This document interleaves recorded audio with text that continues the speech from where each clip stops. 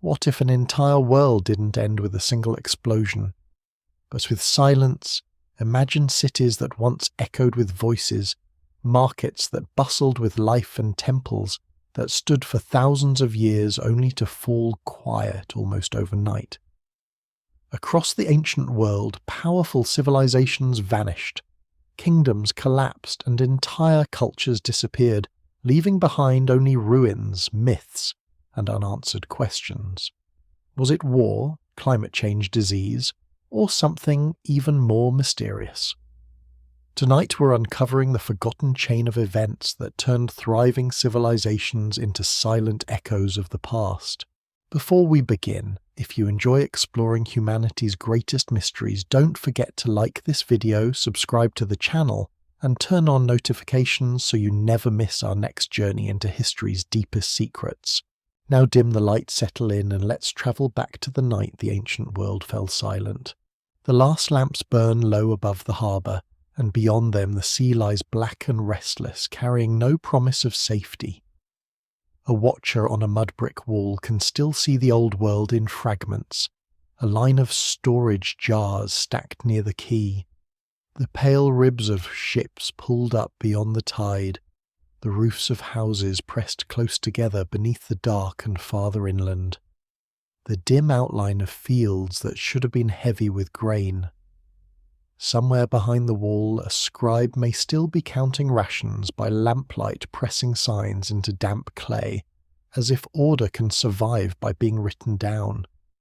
Somewhere in a palace court, guards stand beside gates that once opened for merchants, tribute bearers, foreign envoys, bronze workers, and men who knew the road to kingdoms hundreds of miles away. But the road feels different now. The air carries dust.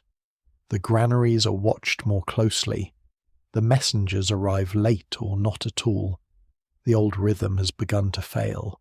Across the eastern Mediterranean and the Near East there comes a moment that does not look the same everywhere, yet leaves behind a strangely similar silence.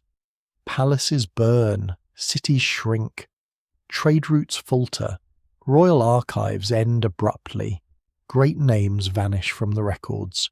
The world that had seemed so solid with its kings, its scribes, its armies, its treaties, its ships, its bronze weapons, and its elaborate ceremonies of power begins to fall apart in a sequence of shocks that no single witness could fully understand. It is not one night in the simple sense, not one sunset followed by one universal ruin. The evidence remains incomplete, and scholars still debate the timing and causes from site to site.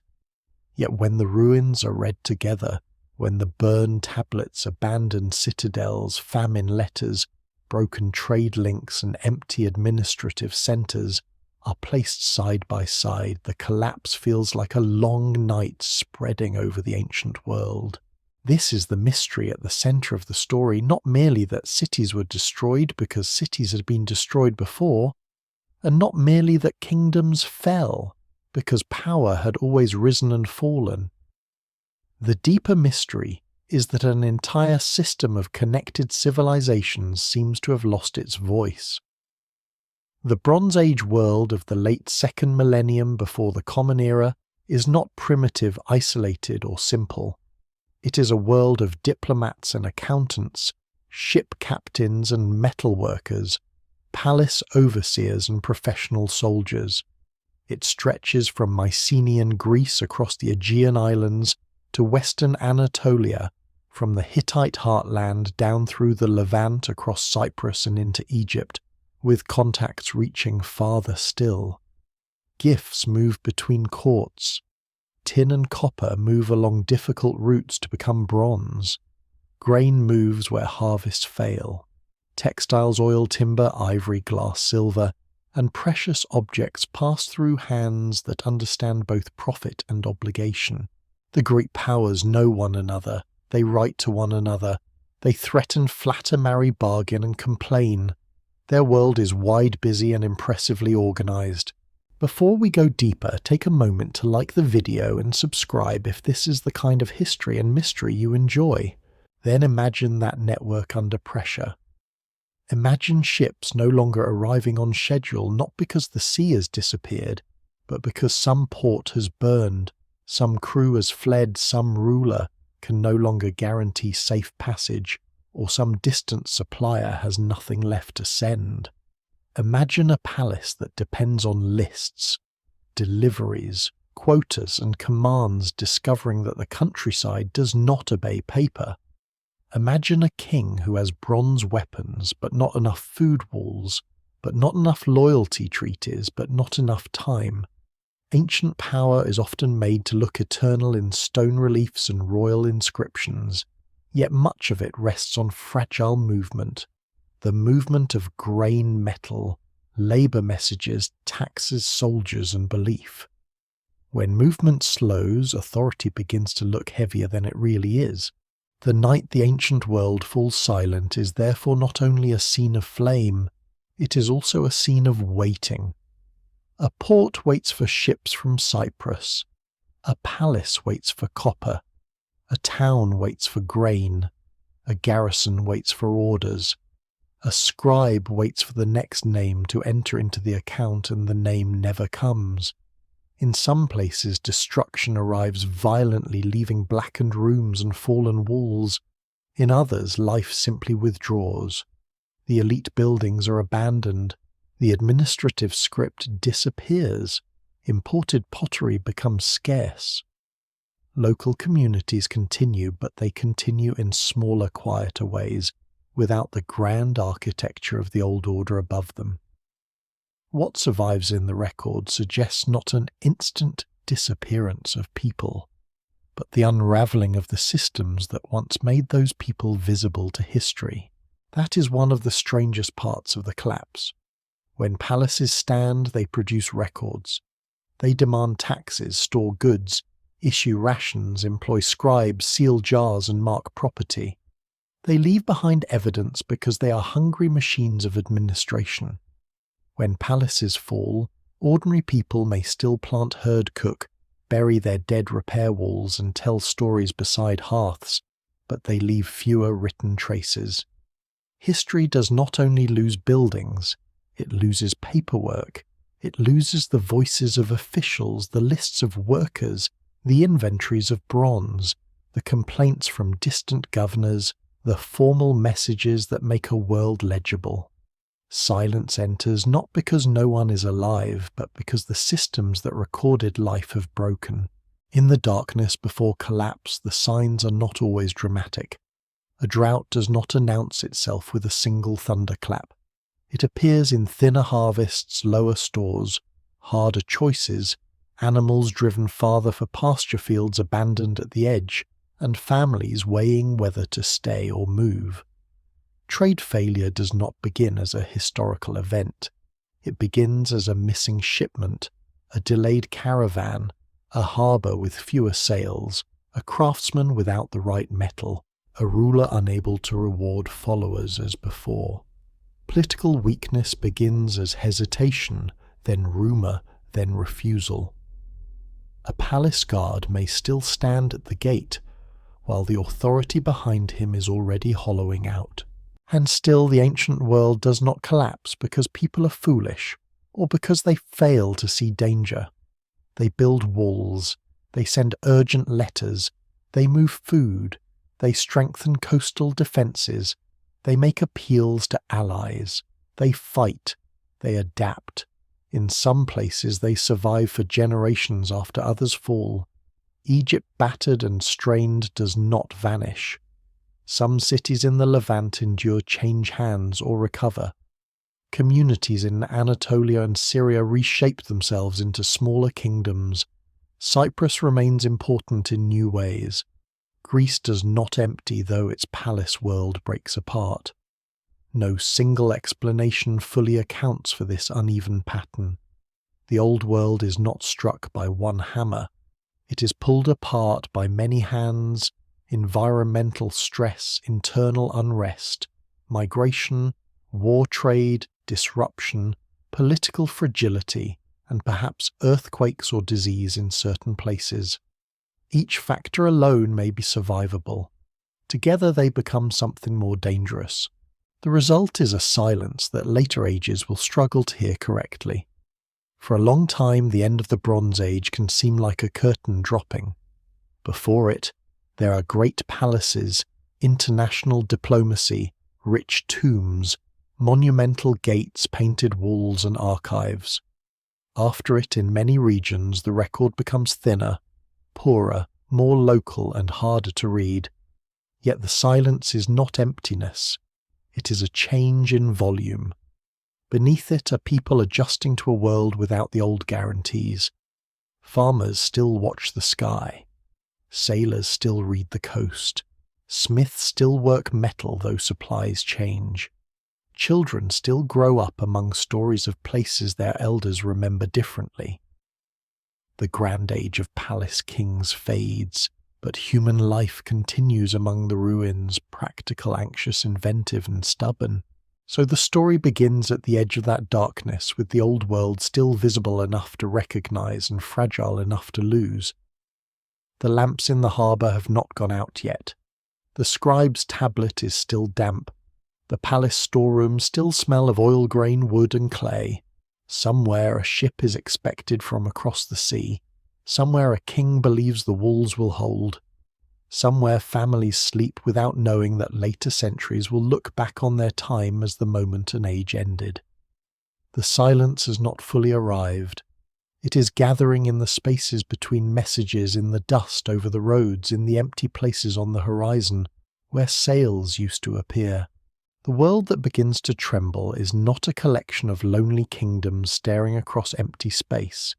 It is a world tied together by roots, obligations, habits, and expectations so deeply woven that many of its people may never have imagined how fragile the pattern really is. Long before the collapse becomes visible, as burned gates and deserted palaces, the Bronze Age Eastern Mediterranean lives by connection. Its wealth depends not only on what each land can grow or mine, but on what can be moved from one shore to another, what can be counted, stored, promised, exchanged, and delivered. A king in Anatolia may depend on metals that come from far beyond his own fields. A palace in Greece may depend on ships crossing dangerous waters with goods that prove status as much as they serve need. A city on the Levantine coast may live by its ability to stand between inland powers and the sea. Egypt, rich in grain and gold, still wants timber, silver, luxury goods, and diplomatic submission from lands beyond the Nile. Every great court looks powerful on its own, but each is also part of a system that reaches beyond its walls. In that system, geography is destiny, but not in a simple way.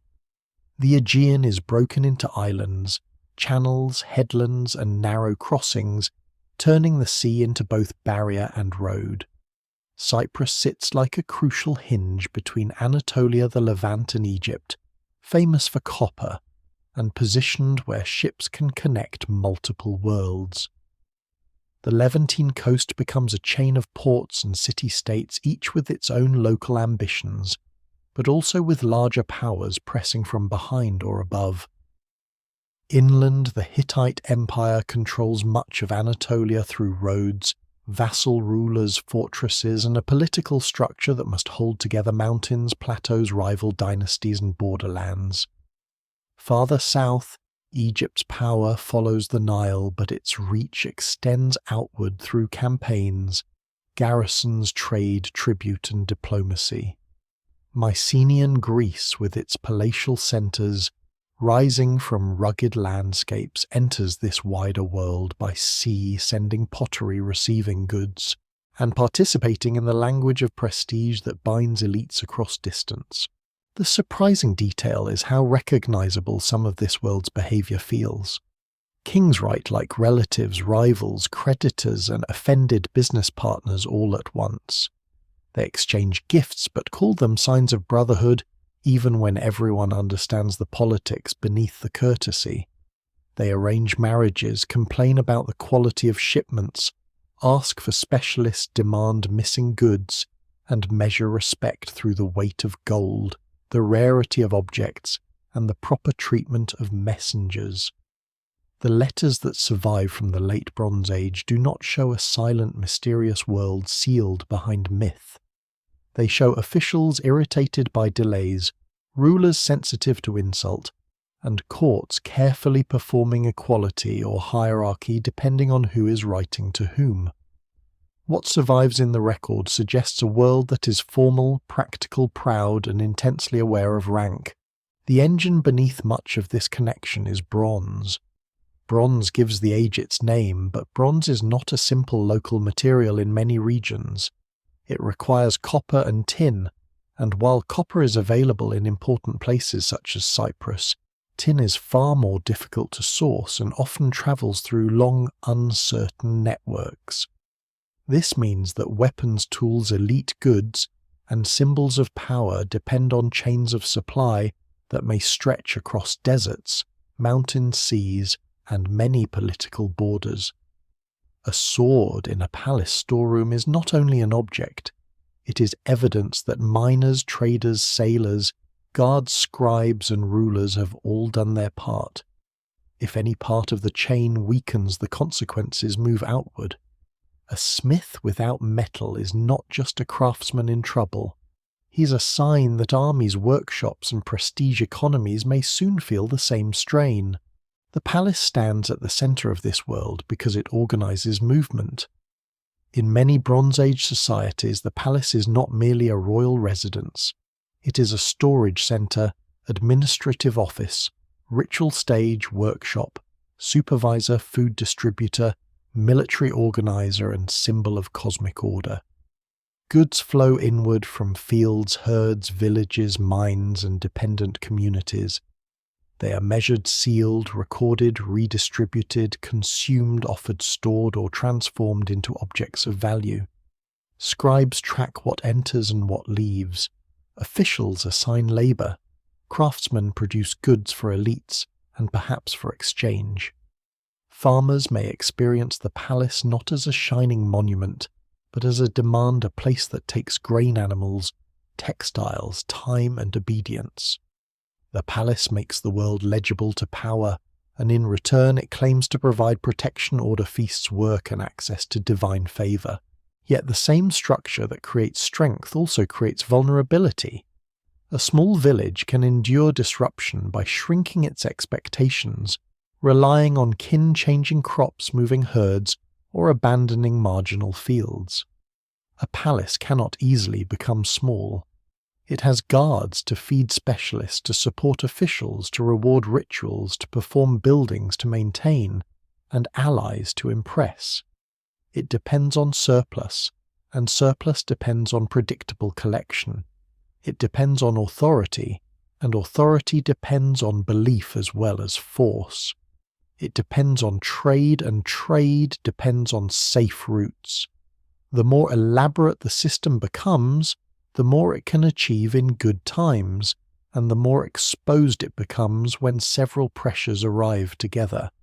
Scholars still debate exactly how centralized different palace economies were, and the evidence varies by region, but the general pattern is clear enough: the palaces thrive by gathering resources into a controlled center, and that control becomes dangerous when the edges begin to fail. The sea lanes carry more than goods. They carry new styles, technologies, fears, and ambitions. A decorated cup, a painted jar, a carved ivory, or a foreign weapon can travel far from its place of origin and appear in a tomb or storeroom as proof that local elites belong to a larger world. This is why trade is never only economic. It shapes imagination.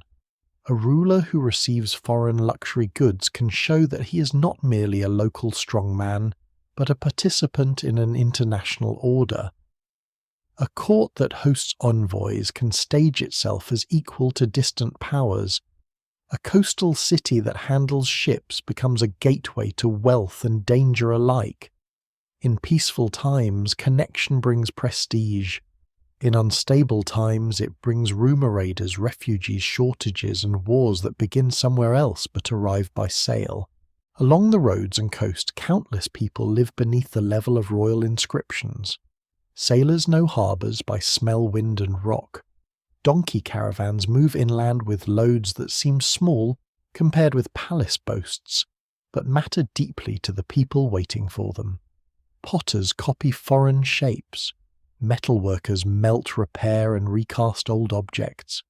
Farmers produce the grain that allows elites to speak in the language of kingship.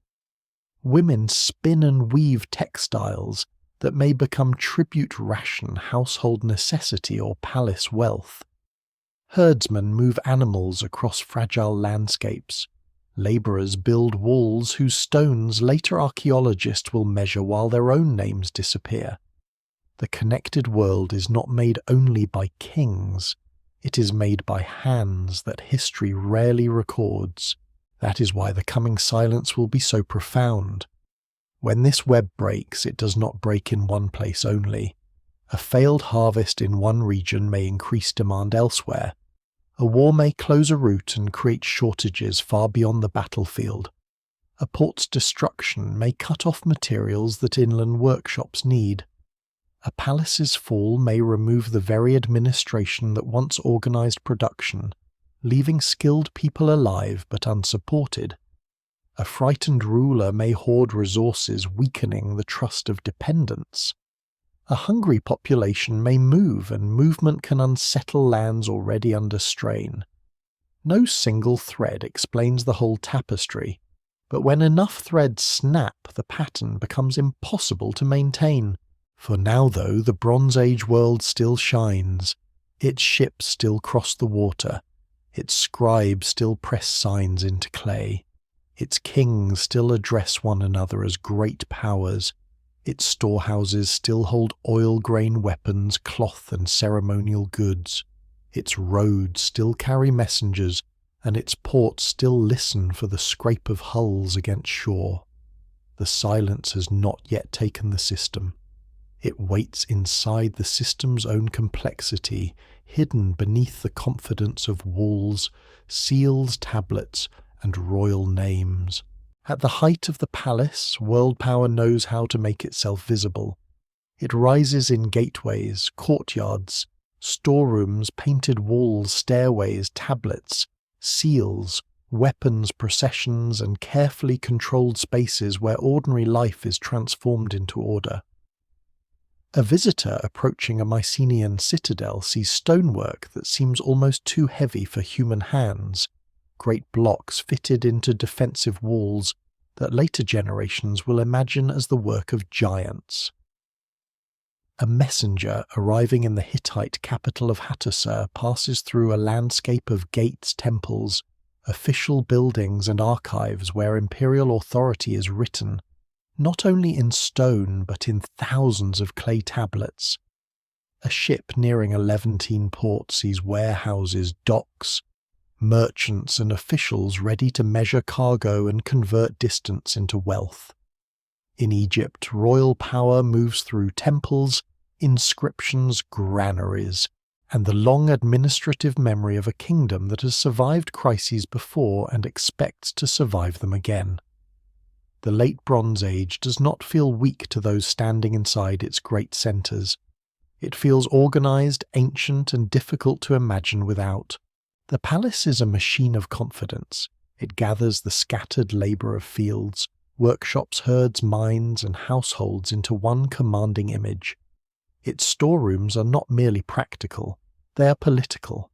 Rows of jars filled with oil or wine bins of grain stacks of textiles and inventories of bronze objects all demonstrate that the centre can collect, preserve, and redistribute the life of the surrounding land.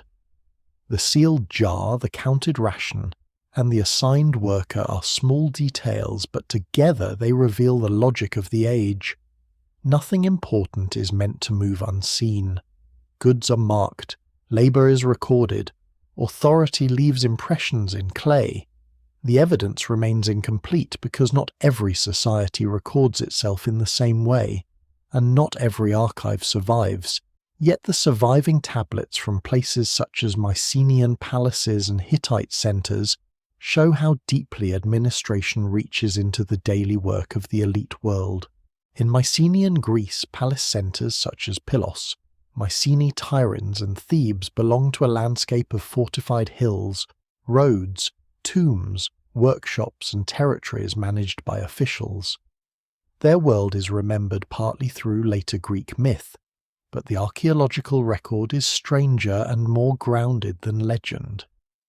The Linear B tablets, once unreadable and mysterious, turn out to preserve an early form of Greek, used for administration, not poetry. They speak of sheep, wool oil, bronze chariot parts, land offerings, personnel, and allocations. They do not tell stories of heroes. They tell the quieter story of a bureaucracy trying to keep track of everything useful. This is one of the lesser-known ironies of the age. The earliest readable Greek writing does not preserve epic songs, but lists accounts and palace paperwork. The people who wrote them were not trying to explain themselves to the distant future. They were trying to manage an economy. That management supports splendor. Mycenaean elites bury some of their dead with weapons, gold ornaments, carved seals, imported objects, and signs of long-distance contact. Their halls contain central hearths, columns, painted decoration, and formal spaces where rulers may have displayed power through feasting ritual and controlled access. The famous Megaron, with its great room and central hearth, creates a stage on which authority can be performed. Visitors do not merely see a ruler. They move through architecture designed to make rule feel inevitable. Yet behind the painted walls and bronze blades lies dependence on a countryside that must keep producing. Palatial grandeur is never separate from fields, flocks, and hands. Across the sea, the Hittite Empire is powerful in a different way. Its capital, Hattusa, sits inland, far from the easy romance of harbour cities, in a rugged Anatolian setting that requires organisation to hold. From there, the Hittite kings manage a difficult empire of vassals, rivals, borderlands, treaties, military campaigns, and dynastic anxieties. Their archives preserve royal instructions, diplomatic correspondence, rituals, laws, treaties, prayers, and historical claims. The Hittite state is literate, legalistic, militarized, and deeply aware of divine favor. It competes with Egypt for influence in Syria, negotiates with other great powers, and tries to hold together a realm where loyalty must be constantly renewed. What survives in the record suggests strength but also complexity. The empire is not a solid block. It is a negotiated structure, impressive from the outside and demanding from within. Cyprus stands at another centre of the system. Its copper resources give it importance far beyond its size. Copper from the island travels in the form of ingots, including the distinctive oxhide-shaped ingots found across the Mediterranean world. These objects are practical metal but also signs of connection. They appear in shipwreck settlements and elite contexts, marking the movement of raw material through a world hungry for bronze. Cyprus is not just a supplier sitting passively between greater powers. It develops its own towns, workshops, sanctuaries, and networks, shaped by both local traditions and foreign contacts. Scholars still debate the exact political organization of Late Bronze Age Cyprus, partly because the evidence does not fit neatly into the model of one centralized kingdom. That uncertainty matters. It reminds us that the Bronze Age world is connected without being uniform. The Levantine cities, especially coastal centres such as Ugarit, occupy a particularly delicate position. They face the sea, but they also face inland empires. Their rulers correspond with greater kings, manage trade, collect goods, and navigate pressures from larger powers. Ugarit in particular becomes one of the most vivid windows into the Late Bronze Age because its archives preserve a multilingual cosmopolitan world. There are texts in Akkadian, Ugaritic, Hurrian, and other languages, signs of a city where scribes and merchants operate within overlapping cultures. Its alphabetic cuneiform writing is a remarkable development, easier in principle. than large syllabic systems, though still used by trained scribes. Here the world feels learned, commercial, religious, and precariously international. A single city can contain local cults, foreign diplomacy, merchant accounts, legal disputes, and royal obligations all at once. Egypt, meanwhile, appears as the great survivor of older ages. Its temples and royal monuments speak in the language of cosmic stability. Pharaoh is not merely a king in political terms, but a figure tied to divine order.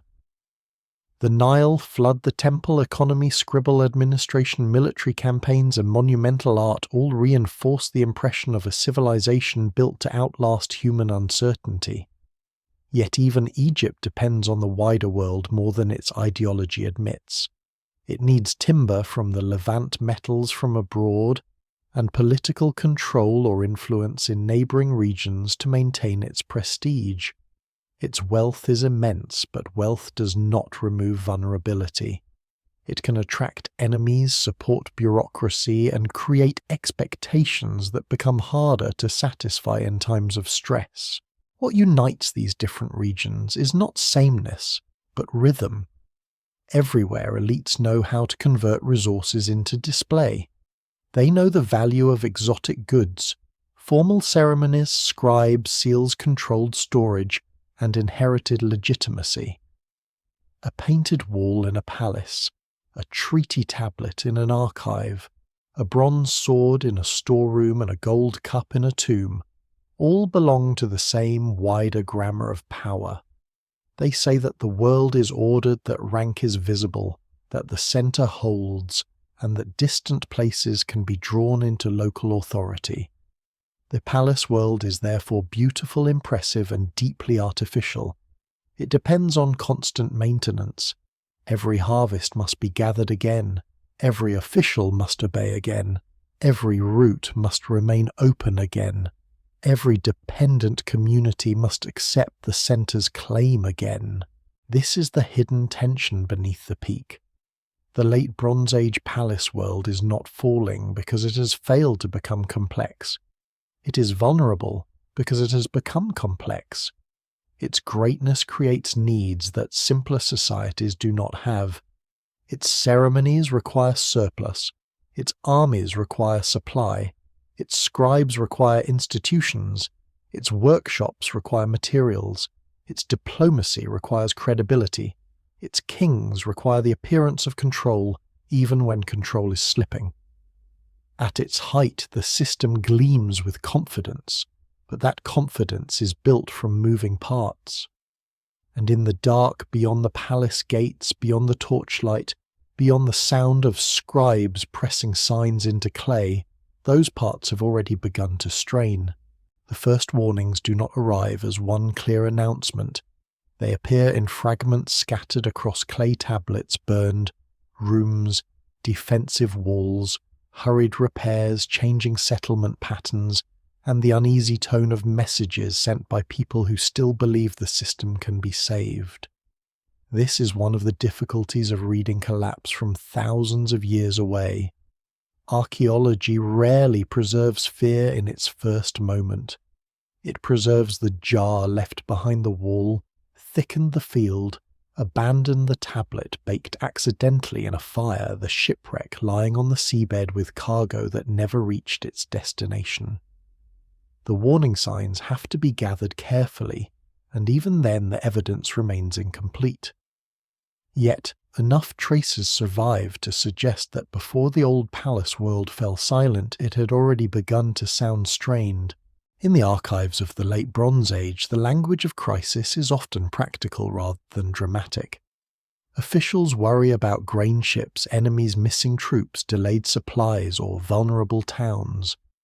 Rulers do not describe themselves as characters in a grand historical collapse. They deal with immediate problems.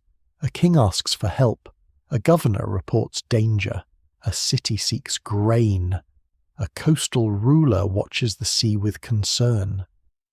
These messages matter because they show that the world does not simply wake one morning to ruin. People see pressure building. They try to respond through the tools they know: letters, alliances, shipments, guards, walls, commands, and appeals to stronger powers. The tragedy is that those tools belong to the very system that is beginning to fail.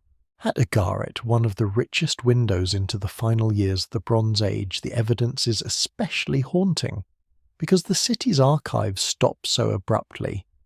The tablets from Ugarit preserve a busy world of trade law, diplomacy, religion, and administration, but they also preserve signs of danger near the end. Some texts refer to enemy ships, military obligations, and the absence of forces when they are needed. Scholars still debate the exact sequence of events, and not every alarming text can be placed securely in the last days, but the overall impression is of a city caught between obligations and threats. Ugarit is not an isolated victim waiting helplessly for destruction. It is part of a network, and that network may actually deepen its vulnerability. Its ships, soldiers, and resources are tied to larger political demands, leaving it exposed when danger approaches from another direction.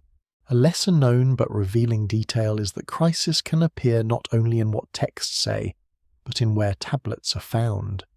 Some archives are preserved because buildings burn baking clay tablets hard enough to survive.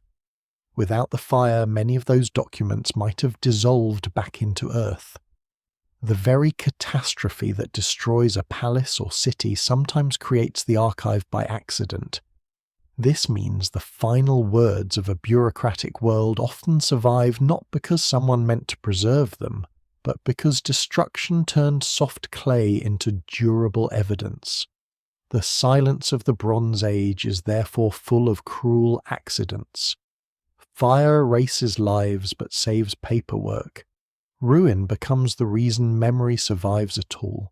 Beyond the tablets, the landscape itself begins to show stress. Fortifications are repaired or strengthened at some sites. Settlements shift. Some towns show signs of destruction, while others reveal abandonment or contraction. Storage practices change in certain places, suggesting concern over food and security. In the Aegean, the Mycenaean palaces appear to prepare for trouble before final destructions occur. At Pylos, the Linear B tablets from the palace's last phase include administrative attention to rowers, coast watchers, bronze, and offerings, details that have often been read as signs of emergency. The interpretation is debated because palace administrations always count resources and personnel, and not every list proves panic. Still, the mood is hard to ignore. The records belong to a system looking outward, measuring vulnerability, and trying to organize itself under pressure. There are also signs that trade, the bloodstream of the late Bronze Age, is no longer flowing with the same confidence. Imported goods become less common in certain layers. Some routes appear disrupted. Shipwreck evidence shows the scale and complexity of maritime exchange, but wrecks also remind us how risky that exchange always was. A single ship could carry copper ingots, tin, glass, ivory, pottery, tools, weapons, jewelry, and goods from many regions, creating a floating map of international dependence. When such movement works, it binds the world together. When it falters, shortages spread beyond the original point of failure. A palace that cannot obtain bronze cannot equip itself or reward specialists as before.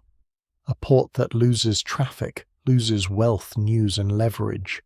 A craft tradition dependent on imported materials must adapt, decline, or vanish.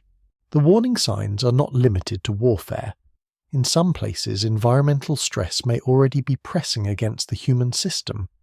Pollen records, lake sediments, and other climate indicators have been used to argue for episodes of drought around the time of the collapse in parts of the eastern Mediterranean and Near East. The details remain debated because climate evidence is regional, uneven, and difficult to match exactly with human events. A dry period in one area does not automatically burn a palace in another, yet climate stress can lower the margin of safety. It can reduce harvests, increase food prices, weaken rulers, push people to migrate, and turn manageable tensions into open crisis.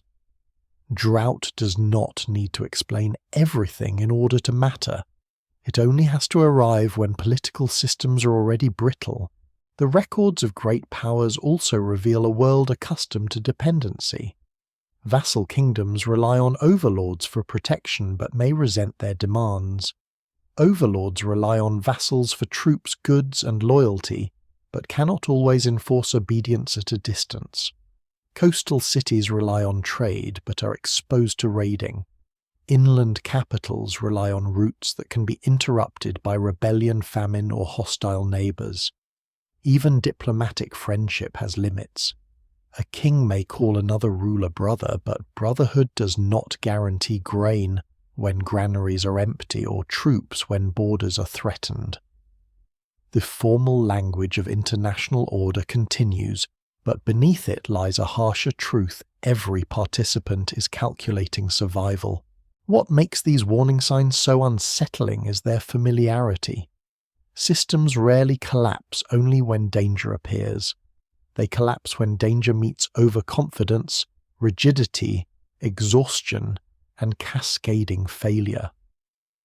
The palace world has defences, but defences require coordination. It has scribes, but records cannot create grain. It has treaties, but treaties cannot command the weather.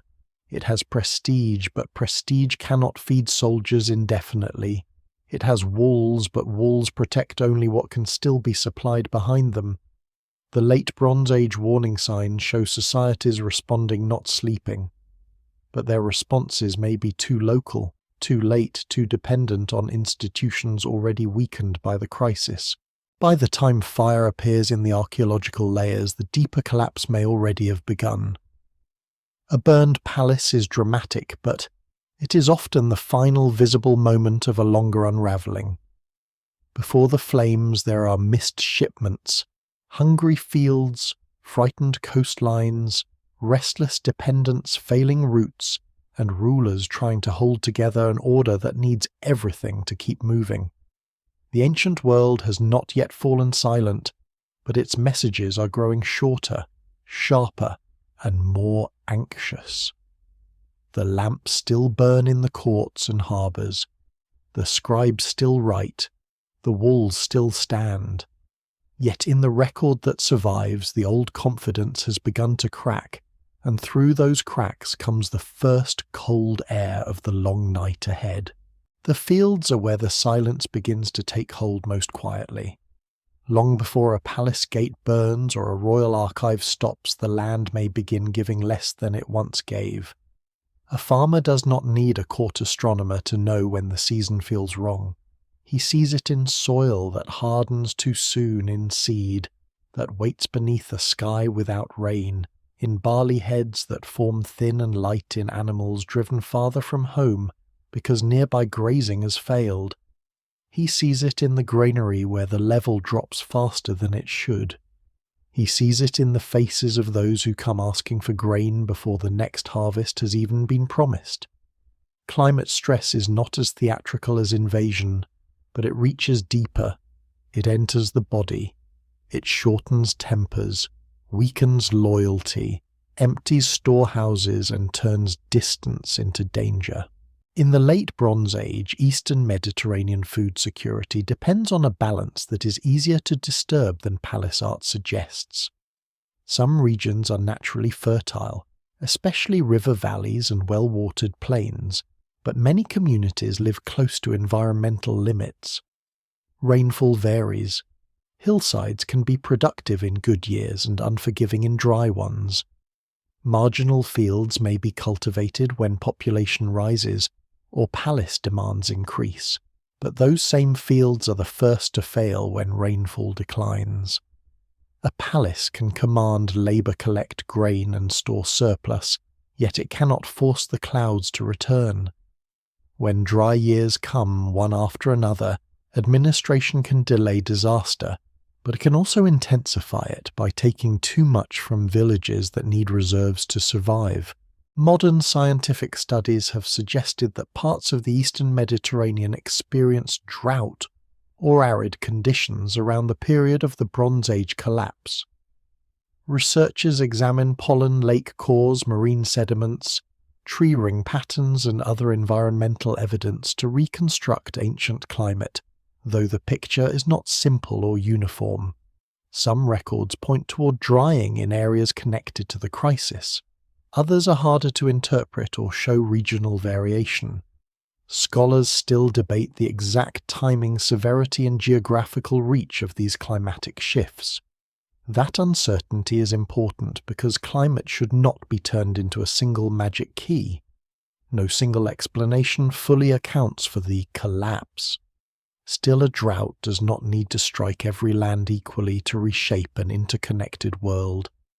If several important grain-producing regions suffer, if pastures shrink, if food shipments become more urgent, and if rulers already face political pressure, the effects can travel farther than the weather itself. The human consequences begin in ordinary decisions.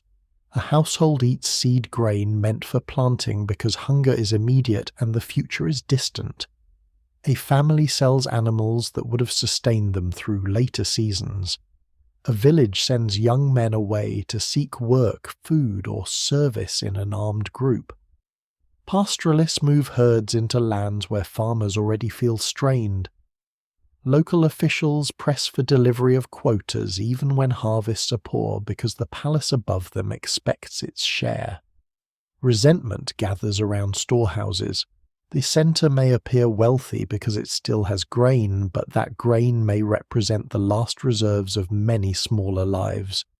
In a stable year, redistribution can prove the palace's value.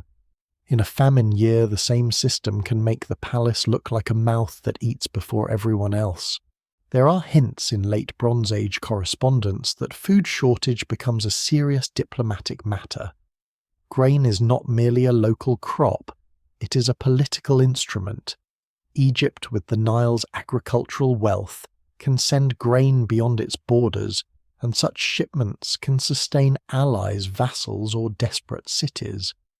When rulers request food, they reveal more than hunger. They reveal dependence. A city that cannot feed itself becomes vulnerable to pressure from enemies, unrest within its walls, and humiliation before stronger powers. Food moves through the same networks as bronze timber textiles and luxury goods, but unlike ivory or gold, grain cannot be postponed without human cost.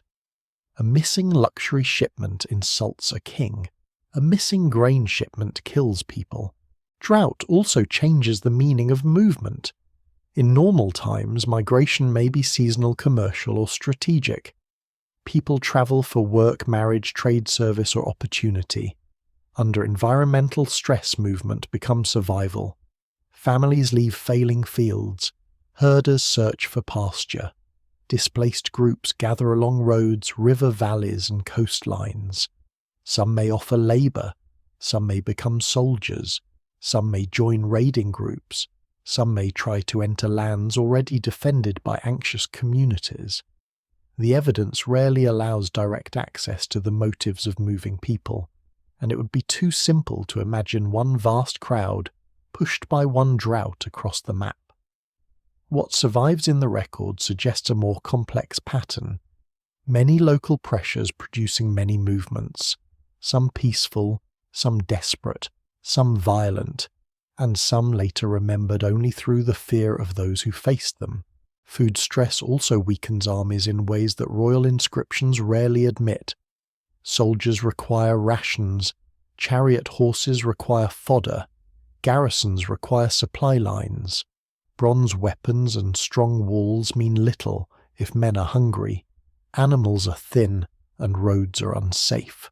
A kingdom under drought may need its army more than ever, but may be less able to maintain it. The palace must decide where to send grain to workers, soldiers, priest dependents, or diplomatic partners. Every choice creates anger somewhere. Even ritual becomes burdened by scarcity. Offerings to gods, feasts that display royal generosity, and ceremonies that affirm order all require material abundance. When abundance fails, the sacred image of kingship begins to suffer alongside the practical one. The lesser-known detail is that drought can leave traces not only in scientific records, but in the architecture of fear. Communities may increase storage, strengthen defences, or concentrate in more protected sites. They may abandon exposed settlements or shift toward places with better access to water. These choices are not always easy to date precisely, and not every fortification proves famine. Yet taken together with climate evidence and textual anxiety, they suggest that people are adjusting to a harsher world. The ancient landscape is not passive, it is being reorganized by risk. Still, climate alone cannot explain why some centers burn, some survive, and some transform. Egypt faces stress but endures. Certain Levantine cities recover or continue under changed conditions. Some inland communities persist after imperial structures vanish. If drought were the whole story, the collapse would look more uniform. Instead, it is uneven, shaped by politics, geography, social structure, trade dependence, and the ability of local communities to adapt. A palace that relies heavily on centralized collection may be more vulnerable than a smaller community with flexible habits. A port dependent on international exchange may suffer differently from a mountain village. A great empire may have resources, but it also has enormous obligations. The same drought can break one system, bend another, and barely mark a third. Yet the dry years where they occur matter because they narrow the choices available to everyone. They turn allies into competitors for grain. They make refugees more likely. They make rulers harsher or weaker. They make trade more urgent and less reliable at the same time. They make rebellion more tempting and loyalty more expensive. They do not strike the palace world from outside history. They move through its deepest needs. The Bronze Age system depends on surplus and drought attacks, surplus at its source. So the night grows darker not only over cities but over fields. It settles on cracked earth, empty wells, low granaries, restless herds, and families listening for rain that does not come. In the palace, the tablets may still record allocations and offerings with neat administrative calm. In the countryside, the numbers have become hunger. The old world can still speak in the language of kings, tribute, and trade. But beneath that language is a simpler truth. No civilization, however grand, stands very long when the harvest fails, and the next shipment is only a rumour moving slowly across a dangerous sea. When the fields no longer promise enough, the roads begin to change. Paths that once carry merchants, messengers, shepherds, labour gangs, soldiers, and tribute bearers begin to carry people whose movement has a different weight. They travel with children, animals, tools, bundles of cloth cooking vessels, and memories of places that have become too hungry or too dangerous to hold them. Some move only a short distance from a failing village to a better watered valley, from an exposed farmstead to a fortified town, from a coastal settlement to relatives inland. Others may travel farther, drawn by rumour, pushed by fear, or pulled into the service of leaders who can offer food protection or plunder. In the records of kings, such people often appear only as a problem. In the human story beneath the collapse, they may be the clearest sign that the ancient world is no longer stable under ordinary feet. Displacement is difficult to see in the archaeological record because the people who move under pressure rarely leave neat explanations behind. A burned city can be excavated. A royal inscription can name an enemy. A storage jar can be counted. But a family leaving before dawn with a donkey and a few possessions leaves almost nothing that says why it left. The evidence remains incomplete, and scholars still debate how much migration contributed to the Bronze Age collapse in different regions. Yet it is hard to imagine widespread drought, war trade disruption, and political weakening without movement. People do not remain still simply because later history would prefer clear categories. They move when crops fail, when taxes become unbearable, when armies pass too close, when raids make the coast unsafe, when local elites lose control, or when another land is said to have grain. The old palace world depends on knowing where people are. It counts labourers, assigns workers' demands, taxes, summons soldiers, and expects communities to remain within reach. Movement threatens that order. A farmer who leaves his field cannot deliver grain. A herder who shifts routes may cross into disputed territory. A worker who disappears cannot be assigned to a palace workshop. Young men without secure livelihoods may become mercenaries, raiders, guards, rebels, or migrants looking for a patron. Women, children, and the elderly become part of the same motion, though the records usually hide them behind collective labels. To the palace, population movement appears as loss of control. To the displaced, it may appear as the only remaining form of control over their own lives. The roads themselves become more dangerous as authority weakens. In a stable system, a caravan moves through territories where rulers have reasons to protect trade. Ports, towns, and local chiefs benefit from predictable exchange. Messengers carry seals that mean something. Guards can be bribed, ordered, or punished. But in a time of crisis, every stage of movement becomes uncertain. A local official may no longer obey a distant king. A village may refuse strangers because its own stores are low. Armed groups may appear where roads narrow or where coastlines invite landing. A caravan that once moved as commerce may need to move like a military expedition. The same network that once joined the Bronze Age world now becomes a map of exposure. In this unsettled landscape, hunger and violence feed one another. A starving group may raid because it has no better option. A raided community may become displaced in turn. A town that strengthens its walls may protect those inside while pushing desperate people away from its gates. A ruler may hire outsiders as soldiers, then fear them when payment fails. Local chiefs may gain power by controlling food and armed followers. The difference between refugee warrior, migrant pirate, and settler can become blurred, especially when seen through hostile royal records. Ancient texts often describe moving groups in the language of threat, but that does not mean every moving person is an invader. It means the people writing the records usually belong to the authorities who feel endangered by movement. One lesser-known detail of collapse is how often social identity can change under pressure. A man who begins as a farmer may become a rower, then a soldier, then a raider, then a settler in a new land. A group that once belongs to one kingdom may be absorbed by another. Families may join larger bands for protection, creating new communities out of fragments of older ones. Languages, pottery styles, burial customs, and food habits can shift slowly or mix in ways that later archaeologists must interpret with caution. Pots do not equal peoples in any simple way. A new ceramic style may signal migration, imitation, trade, local change, or a mixture of all these.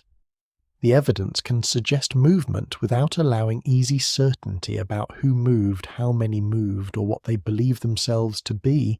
This matters because the end of the Bronze Age has often been imagined as a drama of invading peoples sweeping across the map.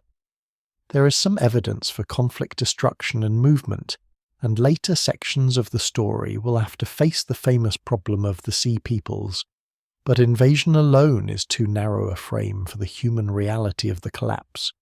A world under stress produces movement in many directions and for many reasons. Some migrants may indeed come armed. Some may arrive by sea. Some may attack cities. Others may be fleeing the same disorder that kings are fighting. Some may be former subjects of the very empires they destabilize.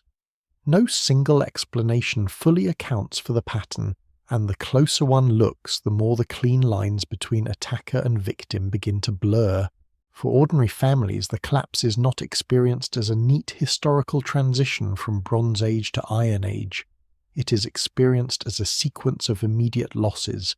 A harvest fails, a debt cannot be paid, a son is taken for service, a road becomes unsafe, a neighbour leaves, a local shrine is abandoned, a town gate closes earlier than before.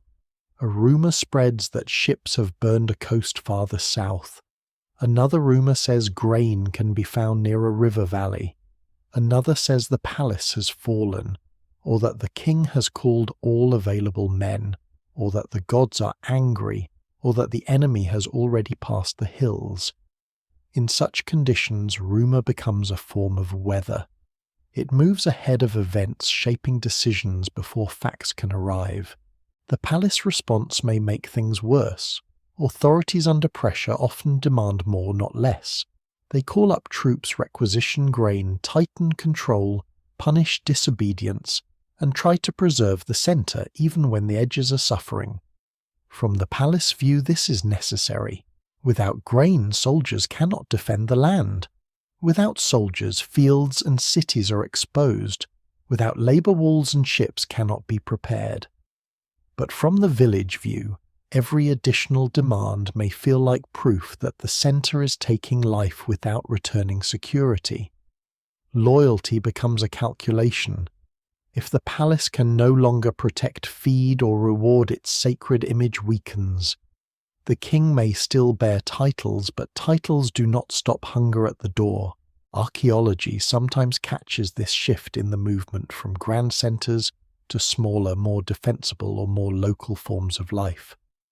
The end of palatial authority does not always mean population disappears. It may mean people reorganize around different centres, different leaders and different expectations. Some communities become poorer in imported goods, but perhaps less bound to distant palace demands. Others suffer real devastation. Some sites are destroyed and never recover their old importance. Others continue under altered conditions. What survives in the record suggests a world not simply emptied but rearranged by fear, scarcity and adaptation. By the time refugees fill the roads, the collapse has entered its human phase. It is no longer only a matter of kings failing to exchange gifts or scribes losing track of supplies. It is carried in footsteps, in carts, in animals, driven too hard in cooking pots tied with rope, in children who learn new landscapes before they understand why home was left behind. The great silence of the ancient world is made partly from these movements, because moving people often slip out of the written record even as they reshape history. They pass between the palaces, through the fields, along the coasts and across the borders that kings draw more confidently than they can defend. Behind them old places grow quieter. Ahead of them the next crisis waits. The sea becomes the most famous face of the collapse because the sea gives the ancient world its most unsettling enemy. In Egyptian inscriptions from the reign of Ramesses, the third groups of foreign peoples appear as a terrifying force, moving by land and water with families, carts, ships, weapons, and a momentum strong enough to threaten even Egypt. Later scholars give these groups a collective name, the Sea Peoples. The phrase is convenient, memorable, and dangerous. It makes the crisis sound like a single invading nation rising from the waves, but the evidence is more complicated than that. The names preserved in Egyptian texts likely refer to several groups, some perhaps from the Aegean Anatolia, the central Mediterranean Cyprus, or the Levant, though exact origins remain debated. What survives in the record suggests movement and violence, but it does not give a clean map. The Egyptian scenes are dramatic because they are meant to be dramatic. They show the pharaoh crushing enemies, restoring order, and defending Egypt against chaos. This is royal art with a political purpose, not a neutral battlefield report. It magnifies the king organizes events into victory, and turns complicated human movements into the familiar Egyptian language of cosmic defense. That does not mean the events are invented. Egypt really does face serious threats in this period, and Ramesses III's inscriptions preserve valuable evidence of conflict.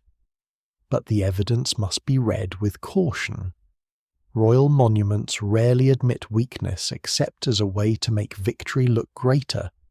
They name enemies and describe devastation, yet they do so from the perspective of a state determined to present survival as triumph.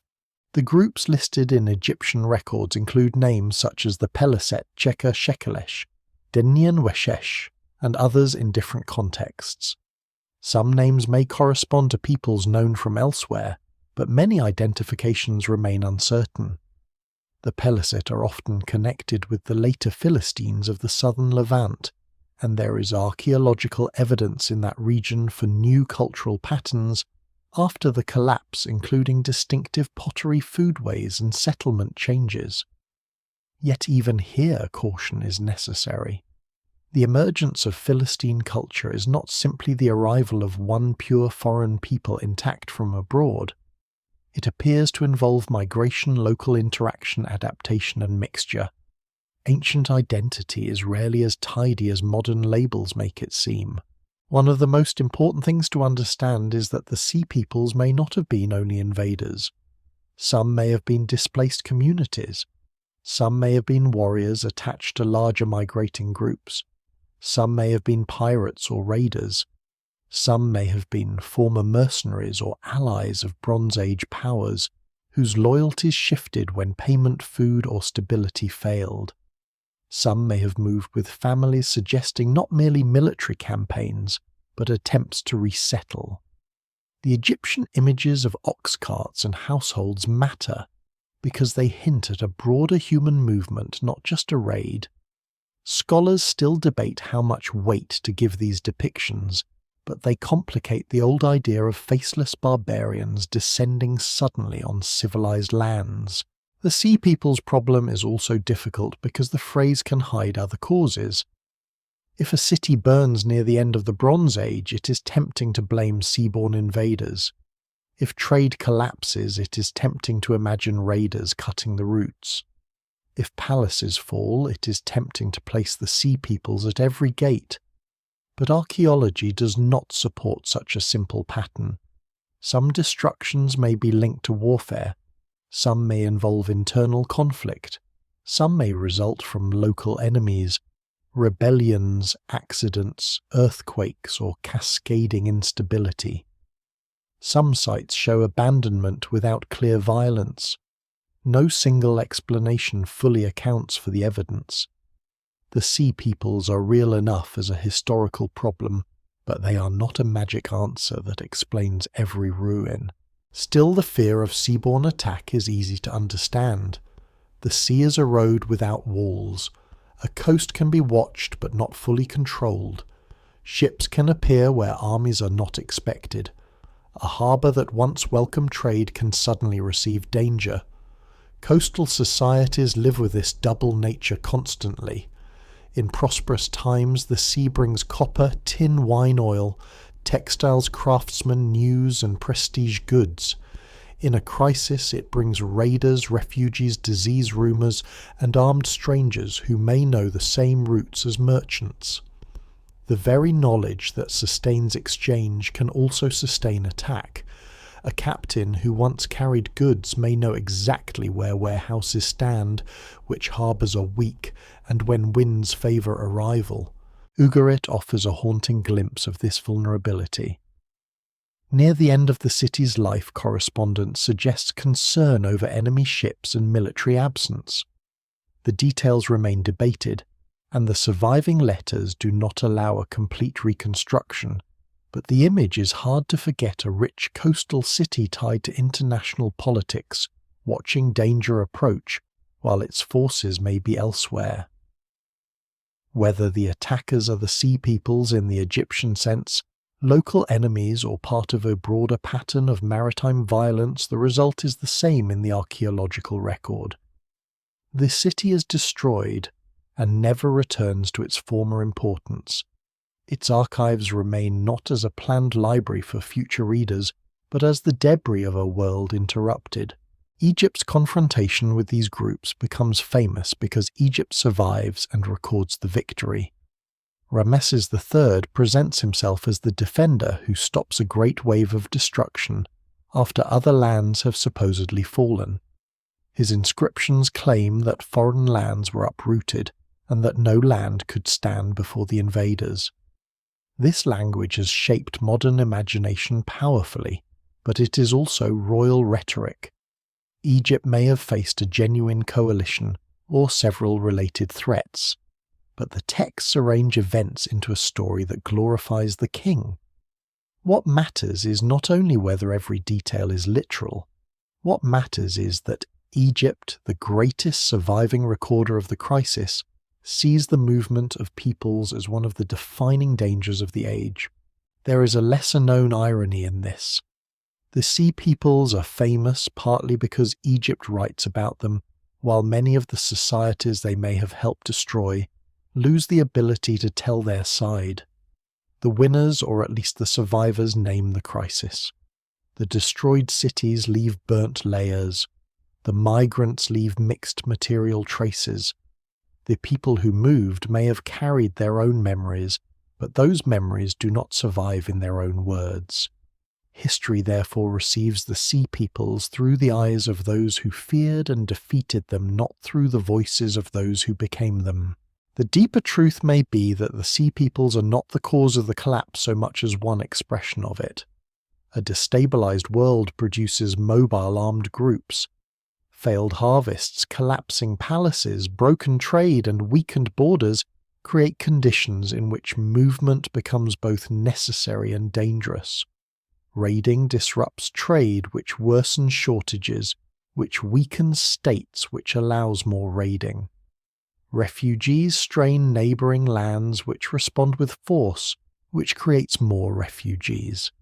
The crisis becomes circular. By the time Egyptian artists carve enemy ships and defeated warriors into temple walls, the old international order has already been damaged by many forces acting together. So the sea keeps its mystery. It reflects fire from burning harbours and carries ships whose crews may be invaders, migrants, mercenaries, or desperate survivors, depending on where one stands. It brings to Egypt a threat that can be defeated in royal art, but not fully explained. It leaves behind names that echo through scholarship without settling into certainty. The Sea Peoples remain at the edge of the story like figures seen by torchlight on a dark shore, real, dangerous, incomplete, and surrounded by the larger silence of a world already breaking apart. The fires are what archaeologists find most easily, though they're not always what people understand first. A city can live for years with hunger, fear, political tension, and broken trade, before the final destruction arrives in a single night of heat. Then the slower crisis becomes visible all at once. Roof beams collapse, mud brick hardens and reddens, storage jars shatter where they stand. Floors are sealed beneath ash. Tablets bake in the flames that destroy the offices where they were kept. In the morning, if anyone remains to see it, the old arrangement of rooms and streets is changed into a blackened puzzle. Centuries later, excavators will give names to these layers, measure their depth, compare pottery, date charred grain, and ask whether the fire came from invasion, accident, rebellion, earthquake, or a desperate last defense. But for those inside the city, the question is simpler and more terrible. The place that held their world has failed to protect them. Across the late Bronze Age map, destruction layers appear with a force that has shaped the entire story of collapse. Some are famous, some disputed, some dramatic, and some quieter than popular imagination prefers. Mycenaean palaces in Greece burn or are abandoned. Hattusa, the Hittite capital, is destroyed and largely deserted as an imperial centre. Ugarit on the Syrian coast falls and never recovers its old place in the international order. Sites in the Levant show disruption, destruction, or transformation in different ways. Cyprus sees damage and change, though not a simple uniform catastrophe. The pattern is wide enough to be astonishing, but uneven enough to resist easy explanation. No single army appears at every gate. No single earthquake cracks every wall. No single drought burns every roof. The evidence remains incomplete, and the map of destruction is not the map of one simple event. At Ugarit, the silence after fire feels especially sharp because the city had been so alive in writing. Before its destruction, Ugarit is a place of archives, trade diplomacy, religion, and royal administration.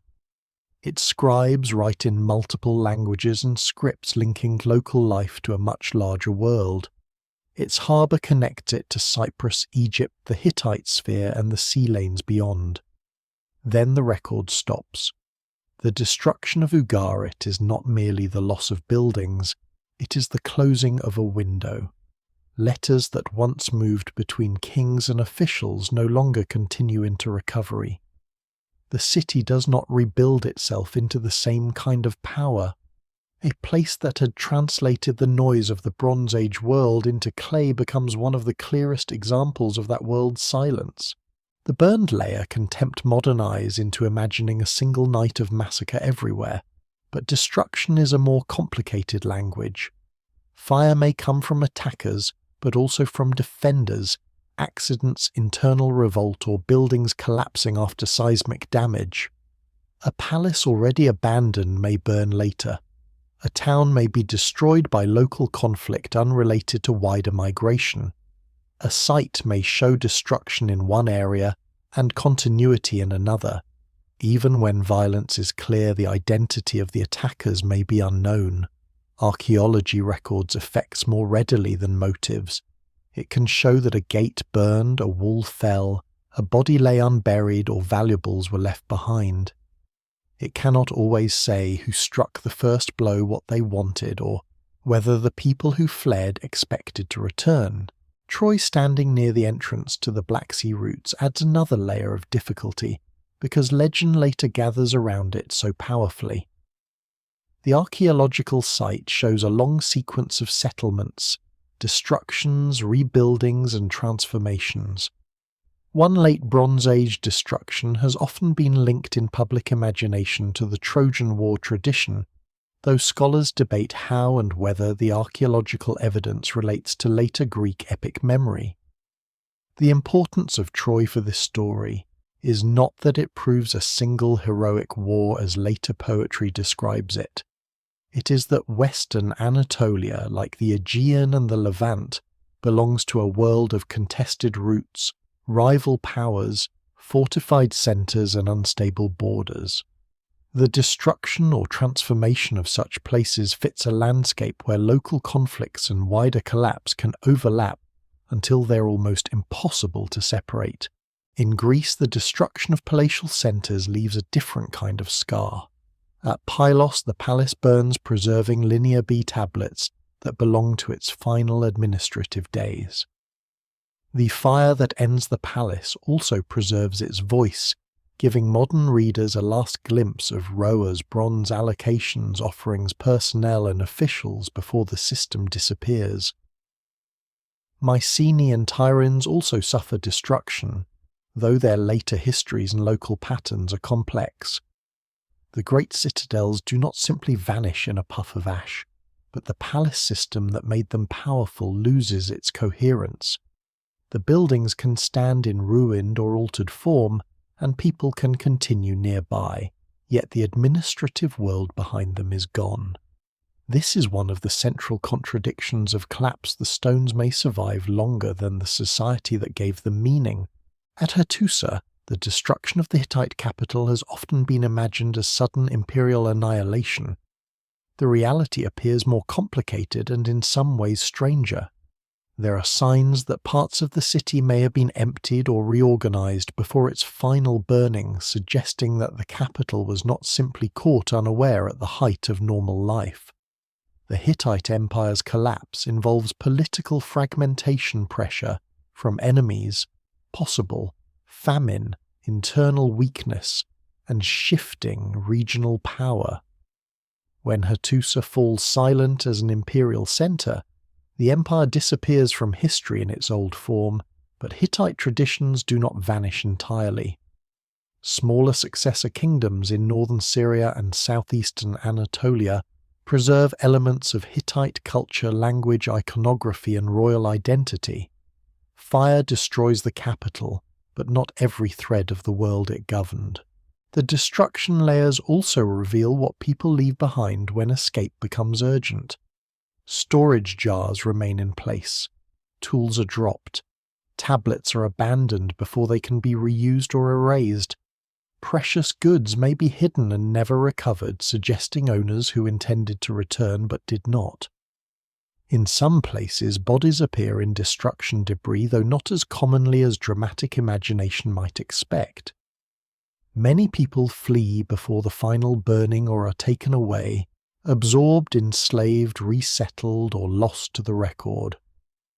A ruined city can therefore feel emptier than the catastrophe itself. It shows the aftermath more than the event. It is the silence after shouting, not the shouting itself. There is a lesser-known kind of evidence in what does not burn: the changes in craft diet settlement and local production after the destruction. Imported luxury goods decline in many areas. Administrative objects disappear. Pottery styles shift. Metal use changes as bronze networks weaken, and iron slowly becomes more common in later centuries, though the transition is gradual and complex.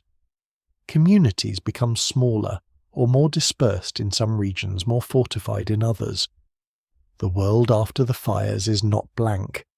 It is reassembled from what remains available. People adapt to fewer long-distance guarantees and more local horizons. The map of burning cities is therefore not the answer to the collapse. It is the visible edge of deeper failure. Fire marks the point where stress becomes irreversible at a particular place, but the causes behind each flame differ. Some cities may fall to maritime raiders, others to inland enemies, others to rebellion, others to abandonment followed by destruction. Some may suffer from a chain of disasters that no single surviving clue can untangle.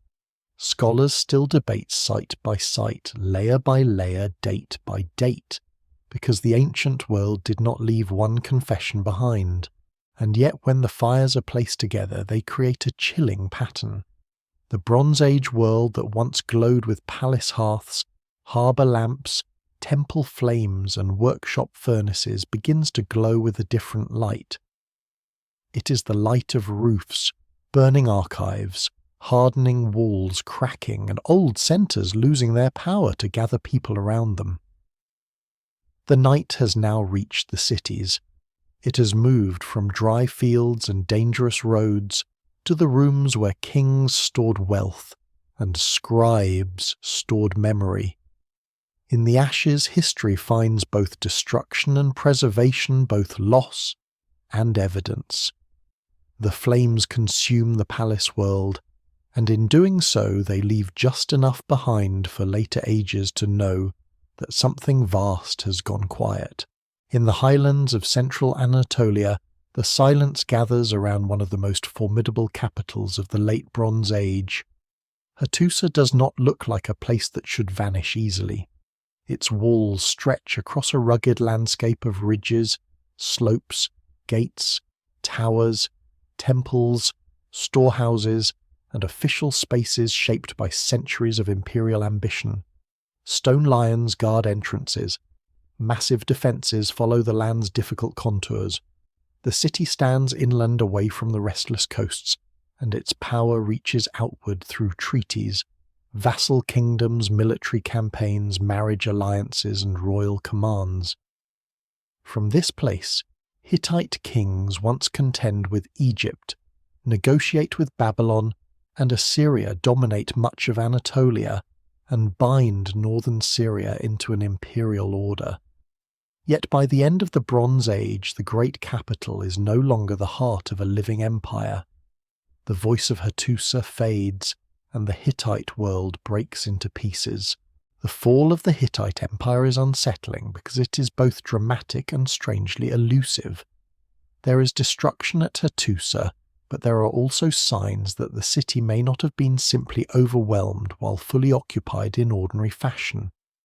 Some evidence suggests parts of the capital were cleared, emptied, or reorganized before the final burning. Valuable archives and official functions may have been moved, or at least some districts may have lost their earlier intensity before the end. Scholars still debate the sequence and the evidence remains incomplete, but this possibility changes the mood of the collapse. It suggests not only sudden attack, but withdrawal, weakening relocation, or an imperial centre already losing its ability to hold the world around it together. The fire is real, but it may have come after power had already started to leave the city. The Hittite Empire had always been a difficult achievement. Unlike Egypt, anchored by the Nile's long agricultural corridor, the Hittite realm is a patchwork of mountains, plateaus, river valleys, rival cities and unstable frontiers. Its kings rule not by geography alone but through constant management of loyalty. Vassal rulers must be watched. Borderlands must be defended. Royal family members can become rivals. Succession disputes can weaken the centre. Foreign enemies can exploit any hesitation. The Hittite state is powerful, but its power requires continuous effort. It is an empire of roads, oaths, seals, armies, and obligations, and each obligation can become a fracture when pressure rises. The archives of the Hittite world reveal a state deeply concerned with order, ritual, and legitimacy. Kings do not merely fight battles. They perform ceremonies, consult gods, preserve treaties, issue instructions, and frame political obedience as part of a sacred and legal structure. Vassal treaties are especially revealing. They insist on loyalty, tribute, military support, and proper succession. They also reveal fear because a treaty rarely spends so much effort demanding what no one doubts. The Hittite kings know betrayal is possible. They know distant rulers may shift allegiance when the imperial gaze turns elsewhere. They know power must be renewed in words because it is never fully secure in fact. By the late 13th and early 12th centuries before the Common Era, the pressures multiply. In western Anatolia, Hittite authority faces long-standing difficulties with rival powers, local kingdoms, and unstable alliances. In the south, Syria remains essential but exposed a zone of wealth trade and conflict. To the east and southeast, Assyria grows increasingly important, at times rivaling or challenging Hittite interests. Internal dynastic problems and the burden of maintaining military readiness add further strain. If drought affects parts of Anatolia and Syria, as some environmental evidence suggests, the imperial structure becomes more vulnerable still. An empire can absorb crisis in one region.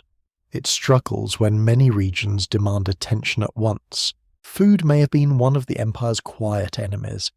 Hittite texts from earlier and later moments show concern with grain supply and famine, though the exact relationship between surviving references and the final collapse must be handled cautiously.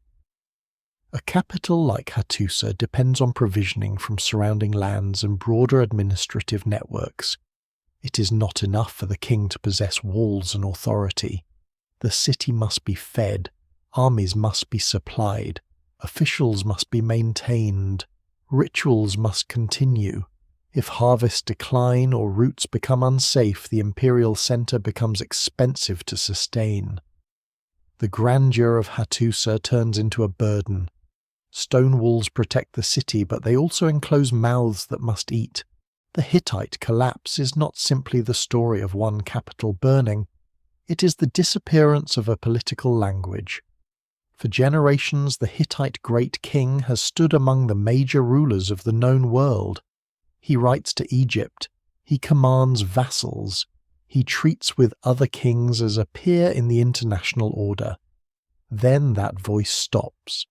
The empire no longer appears as a great power in the same way. Its central administration is gone, its capital loses its imperial role, the diplomatic map changes. Egypt, Assyria, and smaller regional states confront a different world. The absence is enormous, not because every person of Hittite culture disappears, but because the structure that made them visible as an empire has dissolved. This distinction matters. The Hittites do not vanish as if erased from the earth. People continue living in Anatolia and northern Syria. Traditions survive. In the centuries after the collapse, so-called Neo-Hittite or Syro-Hittite kingdoms emerge in parts of southeastern Anatolia and northern Syria. These smaller states preserve elements of Hittite and Luwian culture, including royal imagery, monumental inscriptions, religious traditions, and political memory. Some use hieroglyphic Luwian inscriptions rather than the cuneiform archives of the old imperial bureaucracy. Their existence is a reminder that collapse often destroys scale more than population. The empire dies, but fragments of its world continue under new names, new centres, and smaller ambitions. There is a lesser-known poignancy in this survival. Later people living in these successor kingdoms may have carried pieces of imperial identity without inheriting the empire's power. A ruler could stand before carved reliefs and claim legitimacy through old symbols even though the old capital was silent. Local courts could preserve traditions once connected to Hattusa, while adapting to new political realities dominated increasingly by Assyria and other regional powers. Memory becomes portable. It no longer belongs only to one capital. It travels into borderlands, inscriptions, dynasties, and local cults. The silence of Hattusa does not end the story. It changes its volume and disperses it. The fall also reveals the limits of international prestige. In the Old Order, a great king's status depends partly on being recognized by other great kings. Diplomatic exchange creates a club of power, but when internal systems fail, recognition from abroad cannot hold an empire together. A letter from Egypt cannot feed Hattusa. A treaty cannot stop a harvest from failing. A vassal oath cannot guarantee obedience if the imperial army is weak or absent. The Hittite king may still possess the titles of greatness, while the machinery beneath those titles breaks apart. This is one of the recurring truths of the Bronze Age. Collapse power can remain ceremonially intact after it has become structurally exhausted. Hattusa's ruins therefore feel different from a simple battlefield. They feel like the remains of an enormous administrative thought that could no longer be completed. Gates still stand in stone. Temples leave their foundations. Tablets preserve rituals, laws, instructions, myths, and diplomacy. The city's physical presence remains massive, but its political voice ends. No single explanation fully accounts for this transformation. Attack, famine, internal weakness, shifting trade migration, rival powers, and environmental pressure all may have played roles.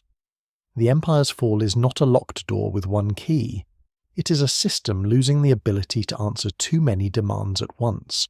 As the Hittite imperial center fades, the silence of the ancient world deepens.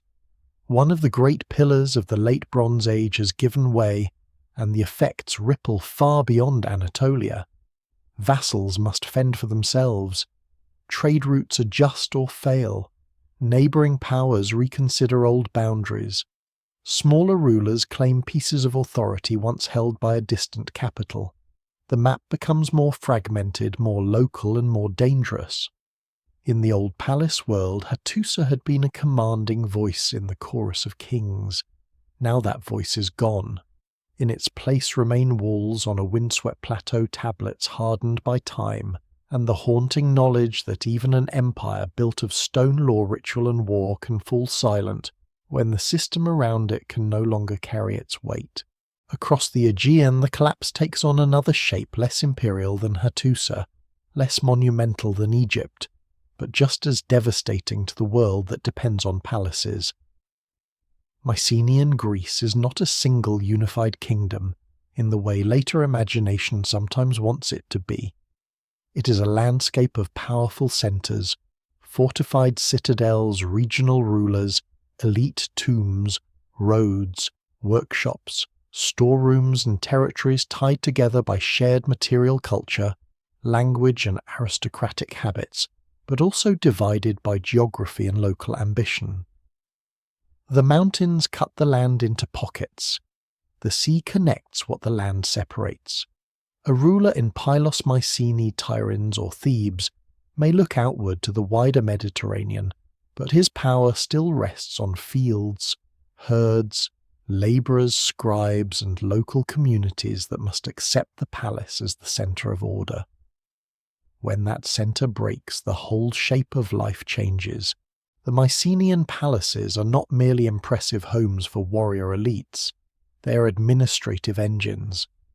At Pylos, the best-preserved final archive reveals a world of officials recording sheep, wool oil, bronze land offerings, personnel, chariot equipment, and groups assigned to various duties. The tablets are written in Linear B, an early form of Greek used for practical administration. Their survival is accidental because the fire that destroys the palace bakes the clay and preserves what was never meant to last. In these documents, the Mycenaean world appears not through heroic speeches or grand historical narrative, but through lists. That is the strange intimacy of the evidence. The last days of a palace are preserved as bureaucracy, and bureaucracy is sometimes more revealing than legend. Pylos has become especially important because its destruction seems sudden and final. The palace burns around the end of the 13th or beginning of the 12th century before the Common Era, and the administrative system it represents does not recover. Some of the final tablets appear to concern coastal watchers, rowers, bronze allocations and ritual offerings, details that have encouraged the idea of a palace preparing for danger. Scholars still debate how far this interpretation can be pushed. Palace records naturally track military and economic resources even in normal times, and it is easy to read panic into documents preserved by catastrophe. Yet the context makes the anxiety plausible. In a world of failing routes, raiding migration and food stress, a palace near the sea has reason to watch the horizon carefully. At Mycenae and Tiryns, the Great Walls remain among the most imposing physical memories of the age. Later Greeks would look at their massive stones and imagine Cyclopes as builders, because ordinary human labour seemed insufficient to explain them. In reality, those walls are a sign of elite power organisation and fear.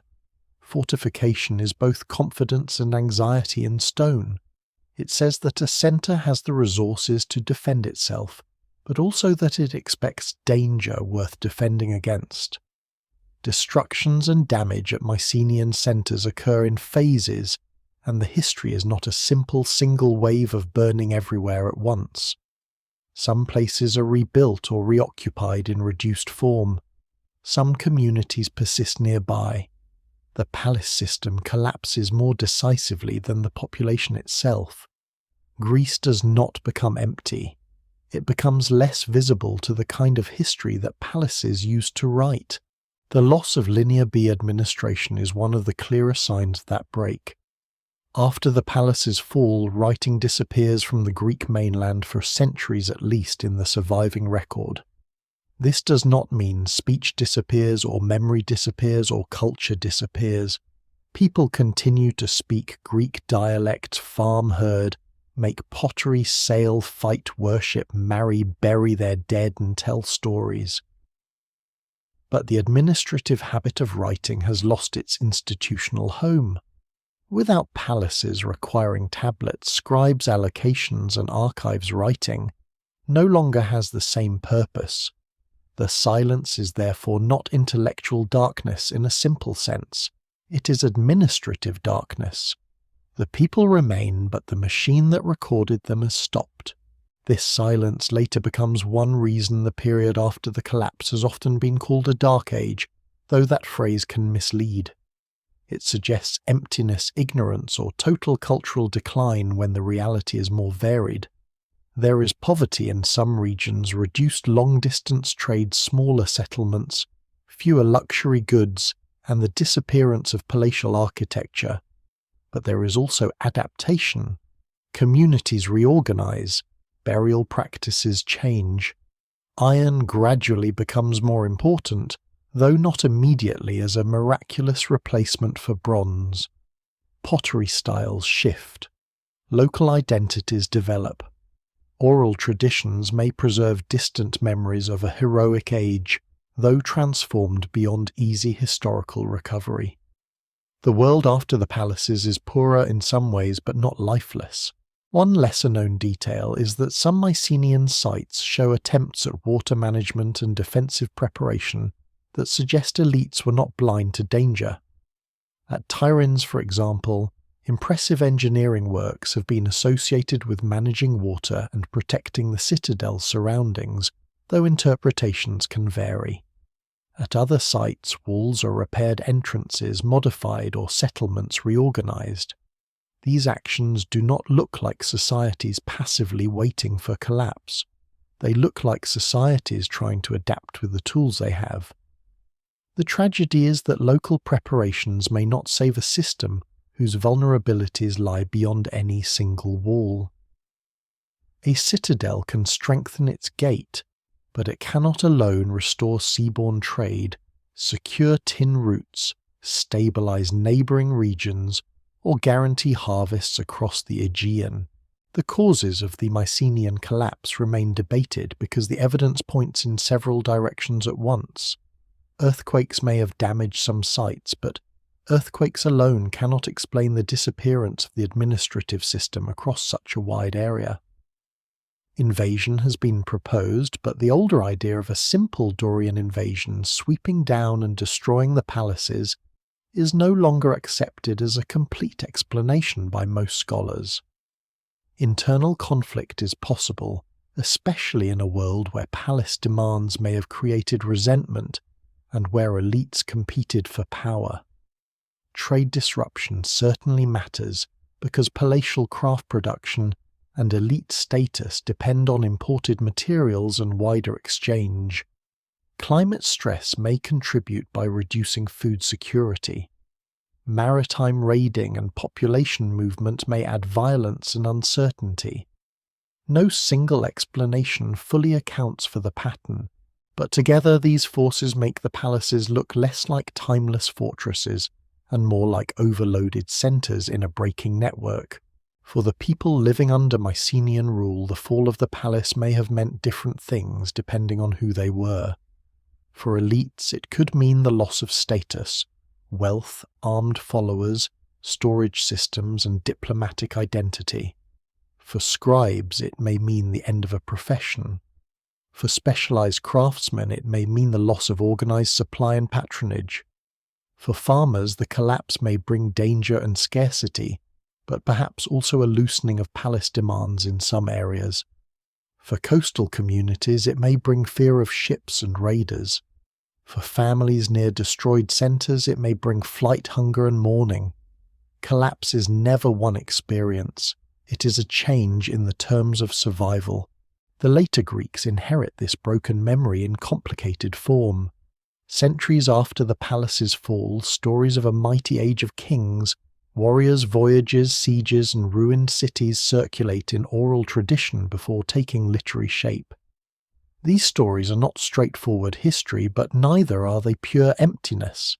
They may preserve distant echoes of a world of fortified centres, elite warfare, seaborne movement, and catastrophic endings.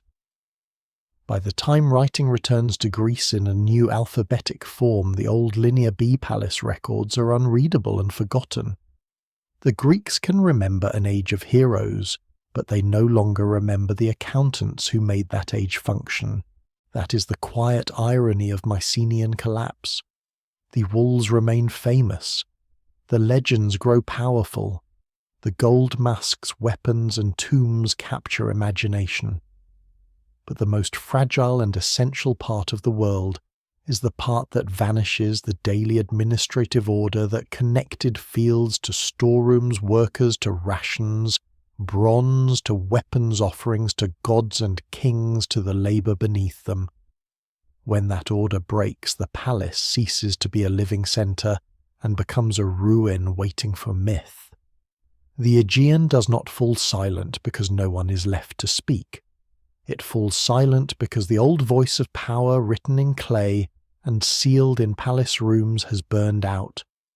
Around the darkened citadels life continues in smaller circles, and the sea still moves between the islands, but the great Mycenaean system has passed into a long shadow. Egypt survives the long night, but survival is not the same as escape.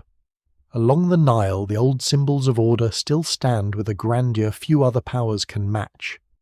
Temples rise above cultivated land. Scribes continue to work. Royal names are carved into stone. Granaries, armies, priests, tax collectors, workshops and river transport still bind the kingdom together. Egypt has endured disorder before, and its ideology is built around renewal.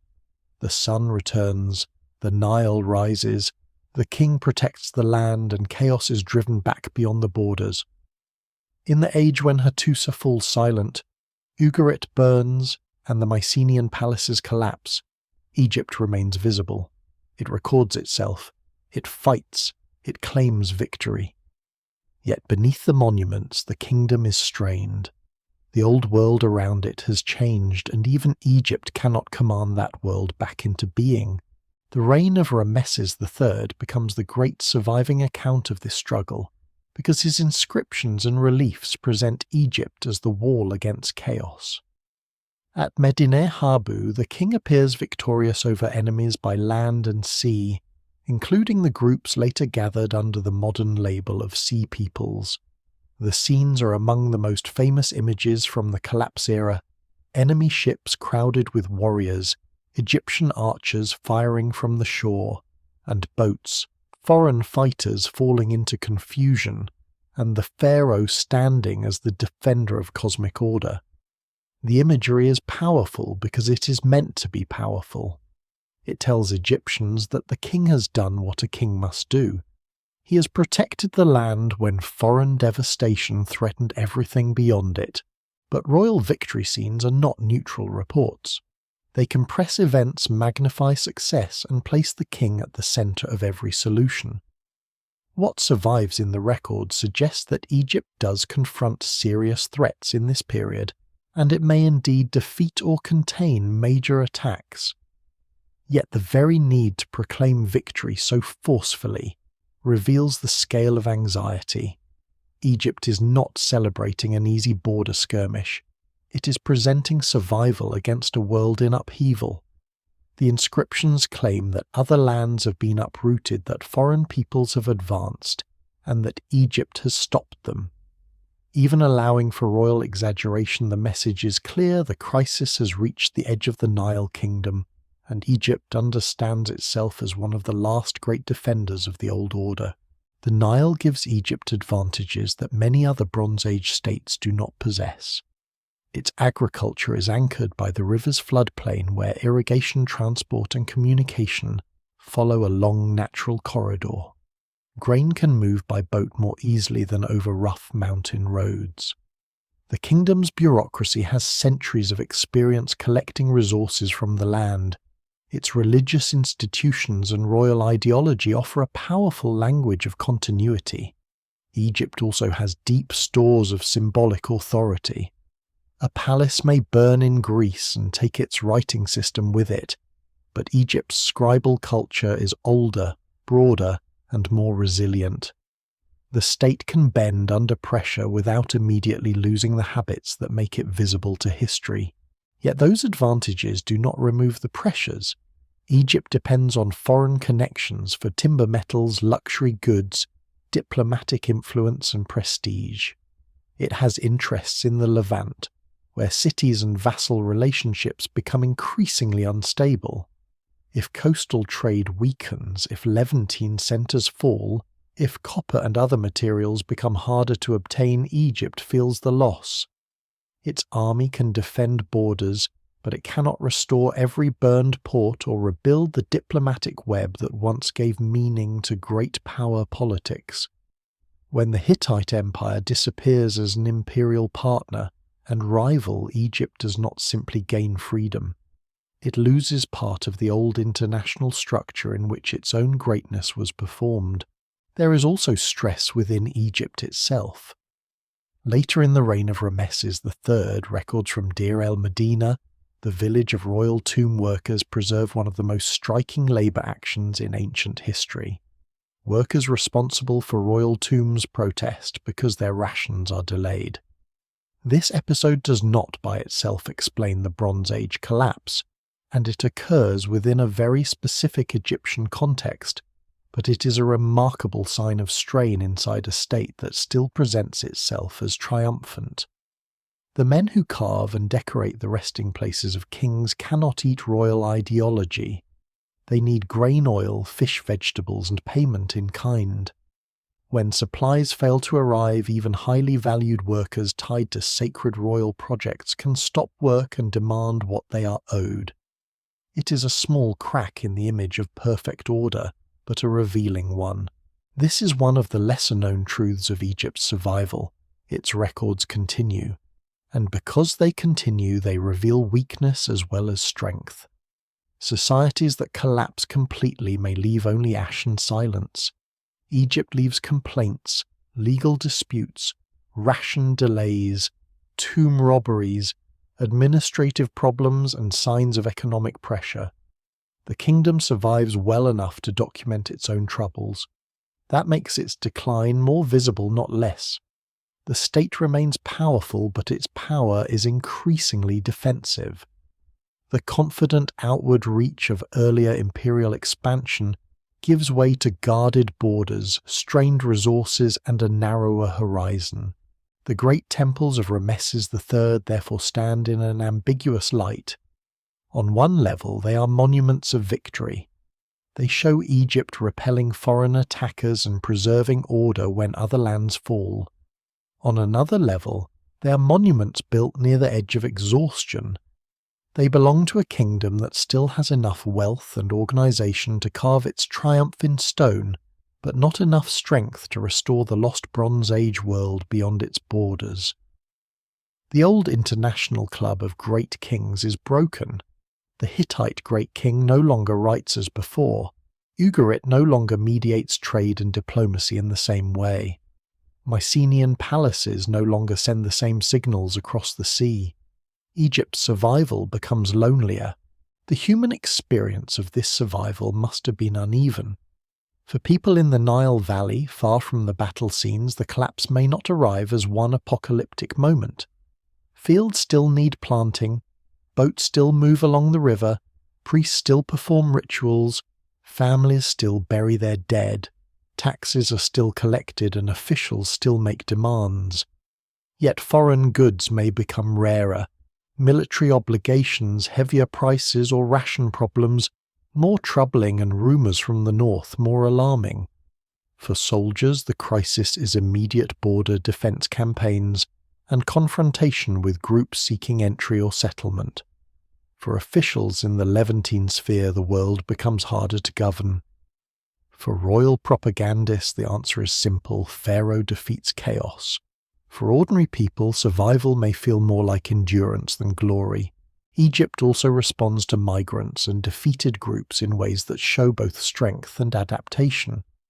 Some foreign peoples may be settled in controlled areas used as soldiers, labourers, or dependent communities.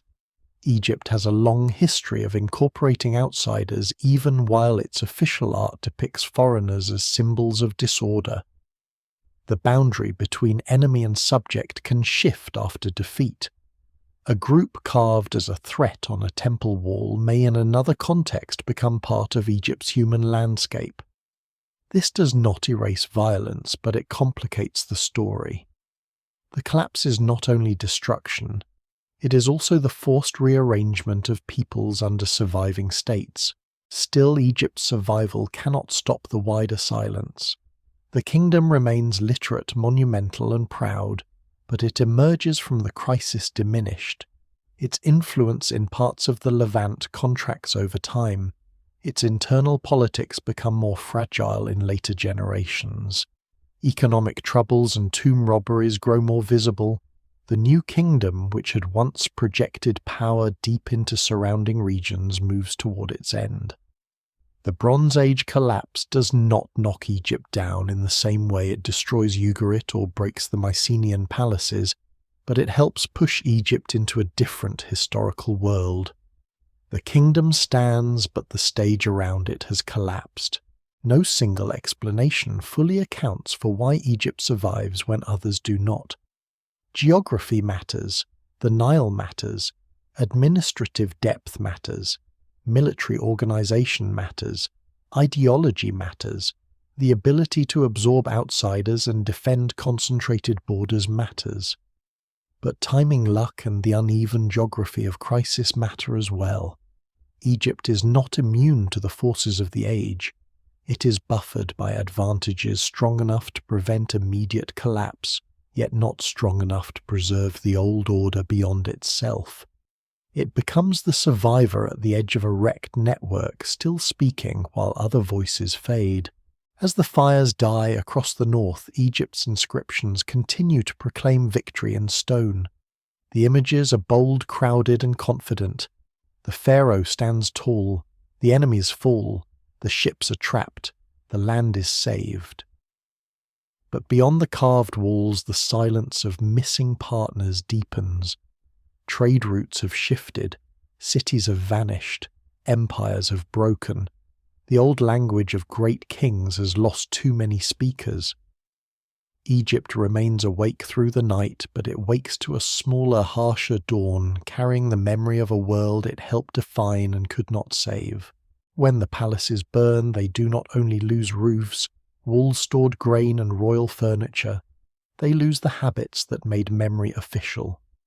Writing in much of the late Bronze Age world is not yet a casual tool used by everyone for private letters, poems, market notes, and household thoughts. It belongs largely to trained scribes, palace administrations, temples, merchants, diplomats, and states. It is tied to institutions.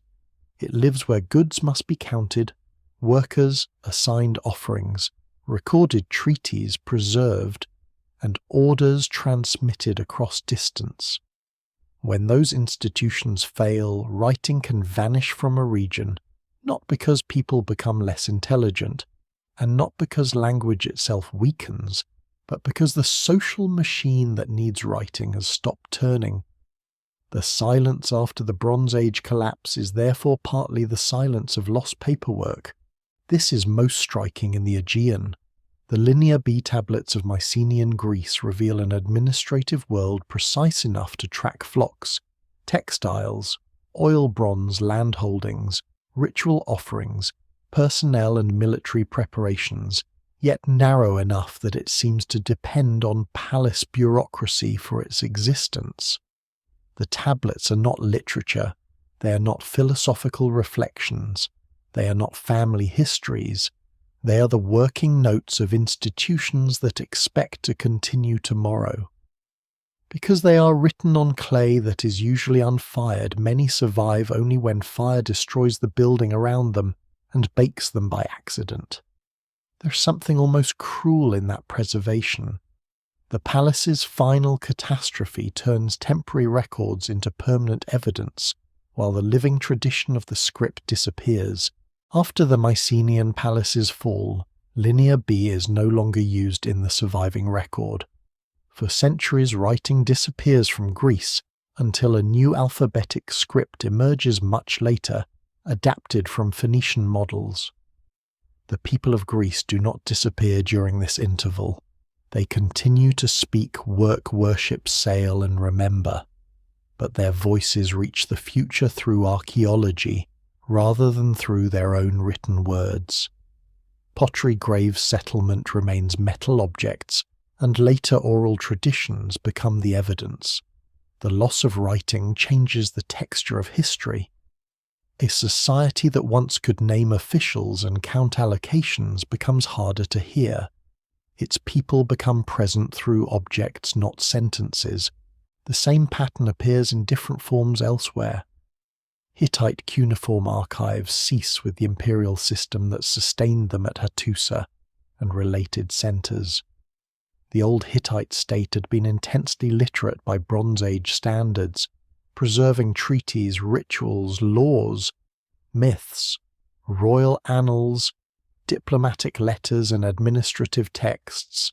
When the empire collapses, that scribal world changes drastically. Some traditions continue in successor states, especially through Luwian hieroglyphic inscriptions and other local forms of royal display, but the great central archive culture of the old empire is gone. A capital can fall silent even when related languages, symbols, and memories continue in smaller places. The loss is not total erasure, it is fragmentation. In the Levant, the situation is more varied. Some cities are destroyed, some change, and some traditions continue or transform.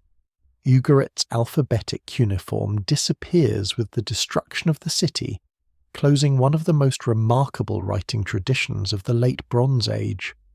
Other Semitic writing traditions continue to develop, and the alphabetic principle does not vanish from the world.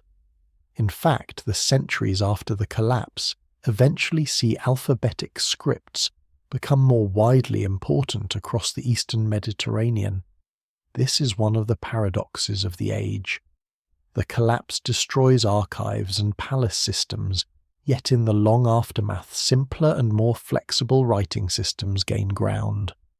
Silence in one place can become the precondition for a different kind of voice elsewhere. The loss of archives matters because archives shape what later generations can know.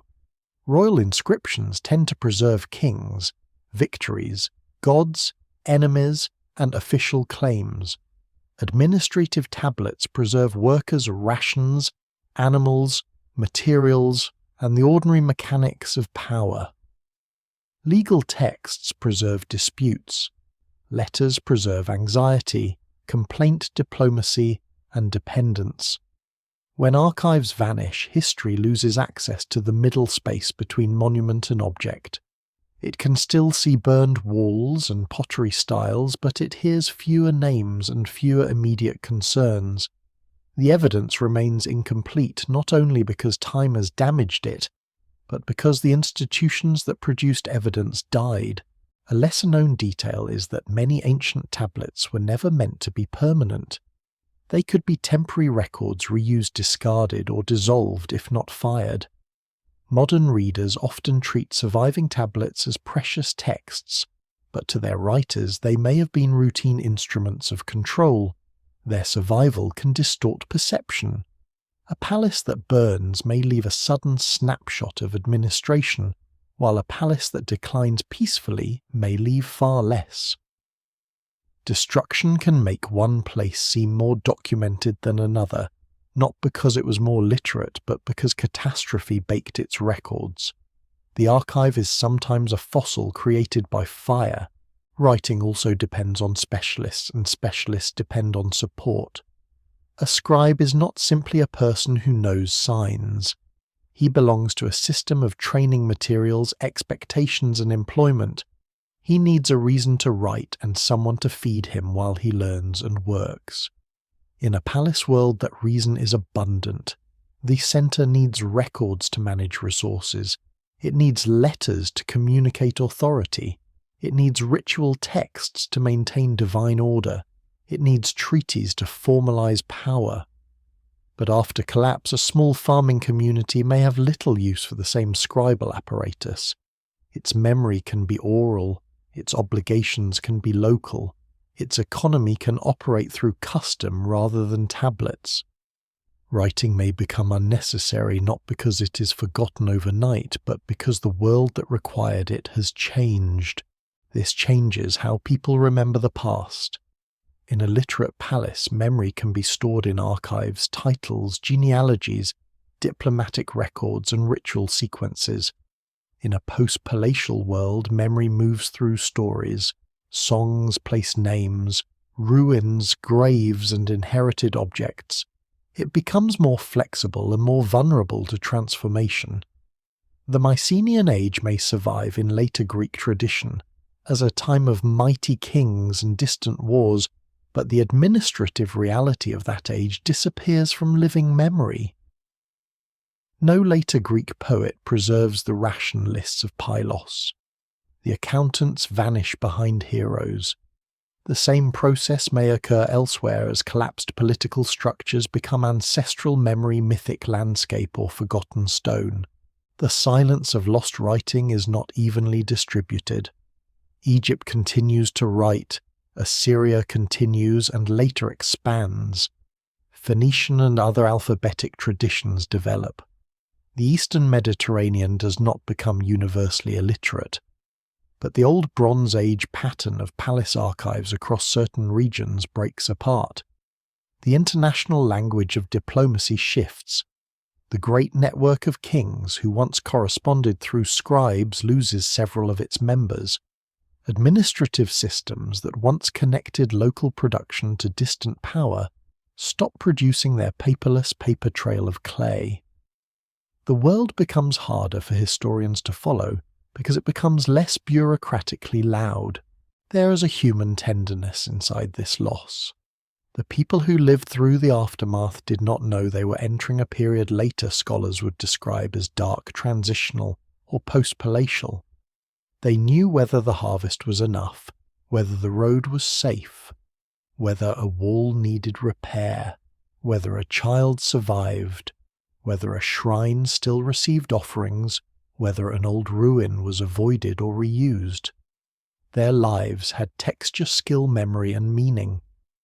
But because fewer words survive from them, they are more easily mistaken for absence. The silence belongs to the record, not necessarily to life itself. When the last palace tablets stop, the ancient world loses one of its clearest mirrors. The lamps may still burn in villages. Songs may still carry names no archive preserves. Farmers may still measure seasons by experience rather than inscription. Sailors may still remember coasts without writing them down. Yet for history, a door has closed.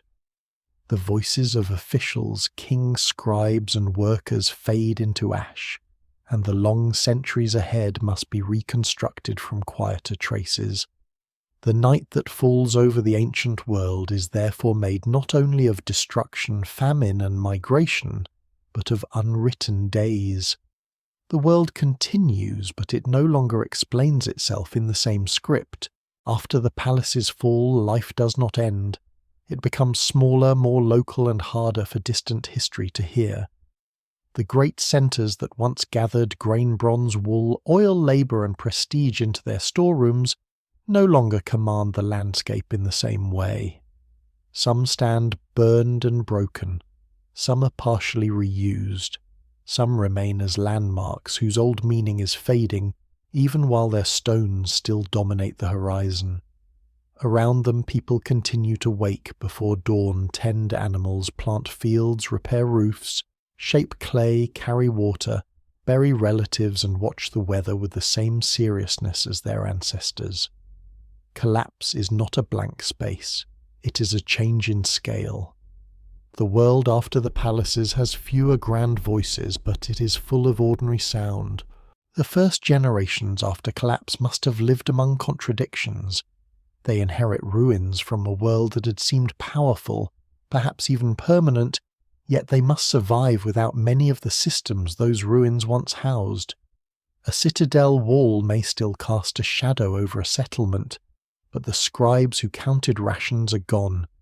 A storeroom may remain visible, but the redistributive economy that filled it has failed. A road may still cross the hills, but fewer official messengers travel it. A harbour may still shelter boats, but the regular arrival of foreign ships is no longer certain. People do not necessarily abandon every place connected to the old order. They adapt, scavenge, rebuild, avoid, remember, or forget, depending on what the ruins offer and what dangers they imply. In many regions, material life appears reduced when compared with the height of the Bronze Age palaces. Imported luxury goods become less common. Large-scale building declines. Some specialized crafts lose the support of elite patrons and long-distance supply networks. Administrative objects disappear. Tomb wealth changes. Settlement patterns shift towards smaller communities or different locations. Yet reduction is not the same as complete failure. A village with fewer imported goods may still be socially complex. A community without writing may still preserve law, custom, memory, and identity. A society without palaces may be less visible to archaeology, but more flexible in daily survival. The evidence remains incomplete, and scholars still debate how severe the post-collapse decline was in different areas, but it is clear that people did not simply wait in darkness for civilization to return. They made new arrangements from the fragments available to them. The countryside becomes more important in this quieter world.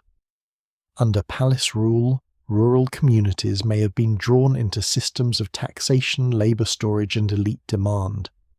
After the palaces collapse, some villages may lose protection and access to redistribution, but they may also experience a loosening of centralized control. The same event can be disaster for one group and partial release for another. A palace craftsman who depends on imported ivory or bronze suffers when networks fail.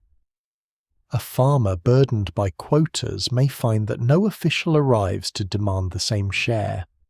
This is not a romantic picture of freedom after collapse. Insecurity, hunger, and violence remain real. But it reminds us that the palace world was not equally beneficial to everyone. Its fall changes obligations as well as comforts. Local leaders likely become more important. Without great palace administrations, authority may gather around chiefs, warrior households, kin groups, elders' sanctuaries, or small fortified centres. Power becomes less bureaucratic and more personal. It may depend on control of food, land, weapons, ancestry, ritual knowledge, or the ability to protect a community in uncertain times. Such leaders leave fewer archives than palace kings, but they can still shape life intensely. A small community may know exactly who controls the best pasture, who can call armed men, who has ties to neighbouring valleys, and who can host a feast when food is scarce. Political life does not disappear. It contracts into forms that are harder to reconstruct. One surprising detail of the post-palatial world is that some technologies and habits associated with later periods begin to gain new importance not as sudden replacements, but as practical adaptations. Iron, for example, does not instantly triumph over bronze the moment the Bronze Age collapses. Early iron can be difficult to produce consistently, and bronze remains valuable where copper and tin are available. But as long-distance tin networks weaken, iron slowly becomes more attractive in many regions because its raw materials are more widely available even if the skill required to work it effectively develops over time. The transition is gradual, uneven, and technical rather than magical. It is not that people discover iron and therefore the Bronze Age collapses. It is closer to the reverse in many places as the bronze system falters. Iron becomes increasingly useful in the world that follows. Pottery tells another quiet story. In the absence of abundant writing, ceramic styles become one of the main ways archaeologists trace continuity, change contact and identity. Shapes alter. Decorations simplify or transform. Handmade wares appear in some contexts alongside wheel-made traditions. In the southern Levant, new cultural patterns associated with the early Philistine settlements include distinctive pottery with Aegean-related elements, though the interpretation involves migration, local adoption, and mixture rather than a simple ethnic stamp. In Greece, post-palatial pottery styles shift through stages that help scholars map the centuries after collapse. A cooking pot or drinking cup may seem humble beside a royal inscription, but after the palace's fall, humble objects become historical witnesses. Foodways also change, and sometimes they reveal more than monuments. The kinds of animals eaten, the plants cultivated, the storage facilities used, and the tools found in houses all suggest how communities adapt. A settlement may rely more heavily on local production. Herding strategies may shift. Diets may become simpler in some places, more varied in others, depending on ecology and contact. In regions where refugees, migrants, or new groups settle, cooking habits can mix, producing archaeological traces of cultural negotiation at the level of the hearth. Grand narratives speak of empires and invasions, but survival often depends on whether a family can cook, store share, and repeat enough calories through a hard season. The religious landscape may also change, though it is difficult to read with certainty. Temples tied to palace authority may decline while local shrines continue, or new forms of worship emerge. Gods do not vanish simply because a palace burns, but the institutions that organized offerings, festivals, priestly roles, and sacred storage can be disrupted. People may carry cult practices into new settlements. They may reuse old sacred places. They may reinterpret ruins as ancestral or dangerous. What survives in the record suggests both continuity and transformation. Belief may be one of the most durable parts of a collapsing world, but the settings in which belief is practiced can alter profoundly. The post-palatial world is also a world of memory. Children grow up hearing about centres that no longer function as their grandparents remember them. A ruined gate, a burned hall, or an abandoned storeroom may become part of local storytelling. Some memories may shrink into practical warnings about unsafe places. Others may expand into tales of former kings, lost wealth, divine anger, betrayal, or heroic ancestors. Over generations, the administrative reality of the Bronze Age dissolves into remembered power. In the Aegean, distant echoes of the Mycenaean world may eventually feed later heroic traditions, though transformed by time and oral transmission. In Anatolia and Syria, successor kingdoms preserve selected symbols of older Hittite authority while adapting them to new political landscapes. Memory does not preserve the past whole. It preserves what later communities can use. The consequences of collapse are therefore not only loss, they include redistribution of possibility. Smaller communities experiment with new forms of settlement and leadership. Trade resumes in altered patterns. Alphabetic scripts gradually become more important in parts of the Eastern Mediterranean. Ironworking improves.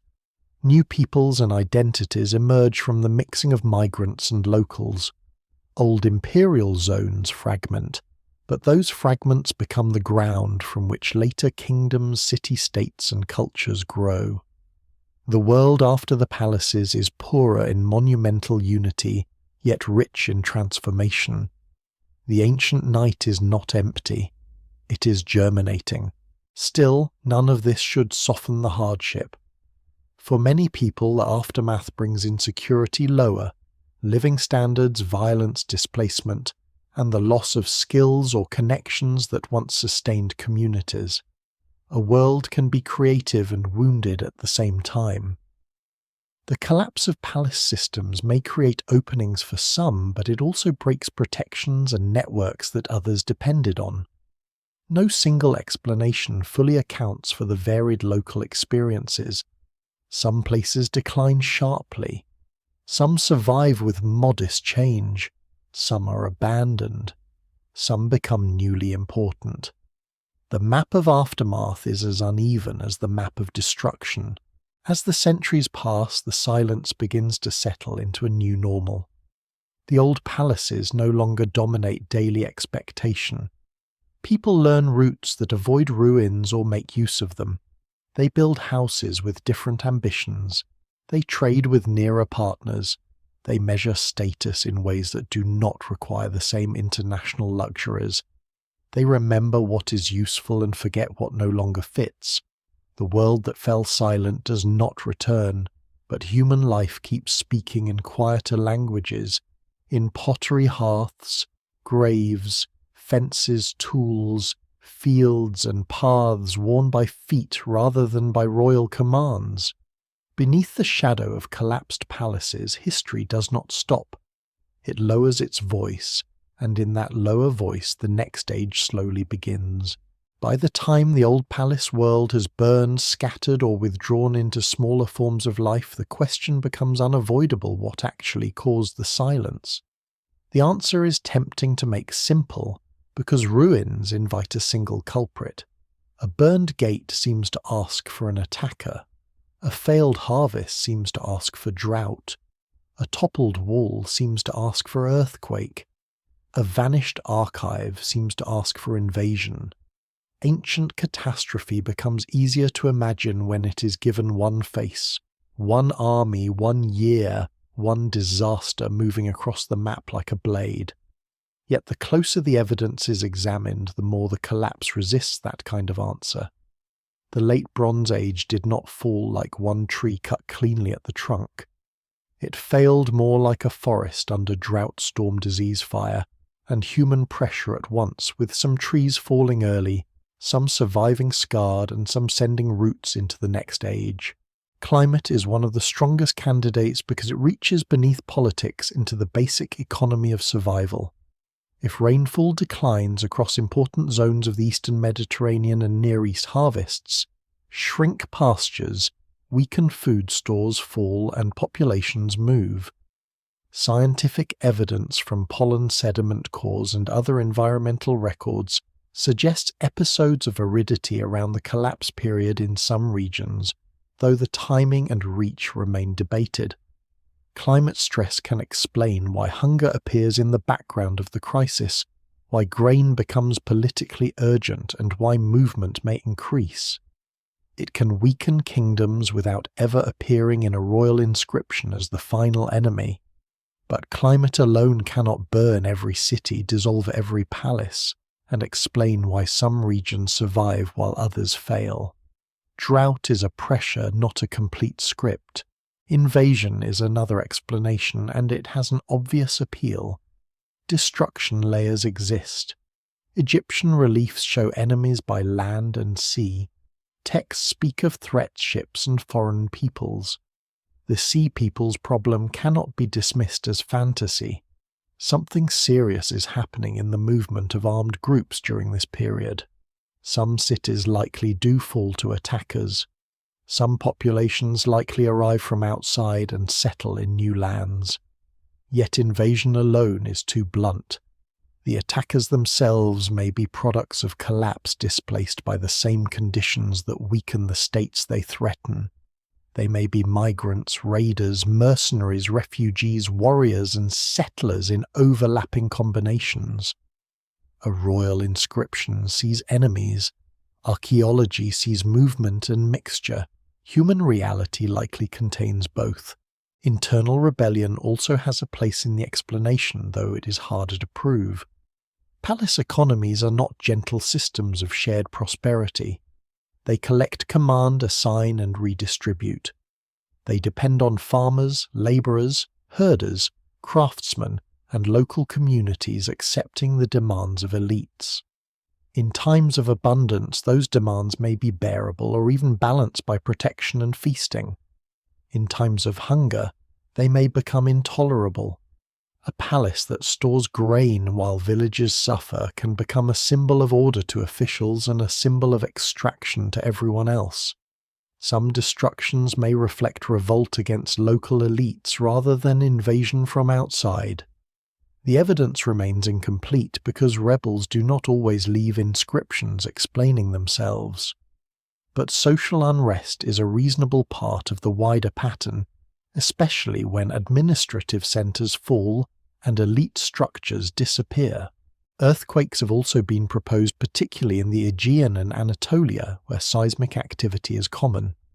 A strong earthquake can destroy walls, damage palaces, start fires, disrupt water systems, and create panic. A sequence of earthquakes across years or decades could weaken multiple centres. Some archaeological damage may be consistent with seismic events, though interpretation is often difficult because later, collapse, burning, rebuilding, and erosion can obscure the original cause. Earthquakes can explain certain destructions, but they do not explain the full regional transformation unless they interact with other pressures. A society with strong institutions and good resources can rebuild after an earthquake. A society already suffering from drought, trade disruption, unrest, and enemy pressure may not. Trade failure may be the most quietly devastating cause because the Bronze Age palace world depends so heavily on movement. Bronze itself requires networks of copper and tin. Elite prestige depends on foreign luxuries. Craft specialists depend on materials that may travel across long distances. Diplomatic relationships are reinforced through gift exchange. Ports depend on safe sea lanes. When trade weakens, the damage spreads through the system like a slow poison. Workshops lose inputs. Elites lose symbols of authority. Armies lose reliable supplies. Cities lose revenue. Rulers lose the ability to reward followers. Yet trade failure is both cause and effect. Routes may fail because cities burn, because ships are raided, because states weaken, because harvests fail, because people move, because trust collapses. The bloodstream slows because the body is sick, and the body grows sicker because the bloodstream slows. Disease is sometimes considered as another possible factor, though direct evidence is limited. Epidemics have shaped ancient societies many times, and crowded cities, armies, trade networks, and migration can all spread illness. A disease outbreak could weaken labor forces, armies, royal households, or food production. Hittite texts from earlier periods mention plague, showing that the ancient Near East understood the terror of epidemic disease. But for the final collapse, disease remains difficult to identify archaeologically at the necessary scale. It may have contributed in some regions or moments, but at present it cannot stand as the main explanation. It remains one of the shadow causes possible, important to consider, but not firmly visible enough to carry the whole story. The most convincing model is therefore systems collapse. This does not mean a vague collapse caused by everything and nothing. It means a highly connected, highly specialized, highly hierarchical world becomes vulnerable to cascading failure. In such a system, problems do not remain local. A drought in one region increases demand for grain elsewhere. Grain shortage weakens political loyalty. Weak loyalty makes rebellion or migration more likely. Migration increases conflict at borders. Conflict disrupts trade. Trade disruption reduces bronze supply. Reduced bronze supply weakens armies and elite exchange. Weakened armies fail to protect roads and ports.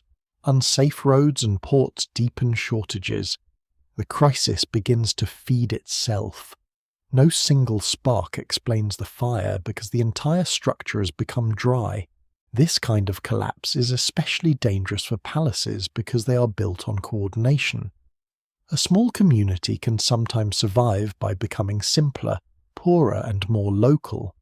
A palace cannot easily abandon complexity without ceasing to be itself.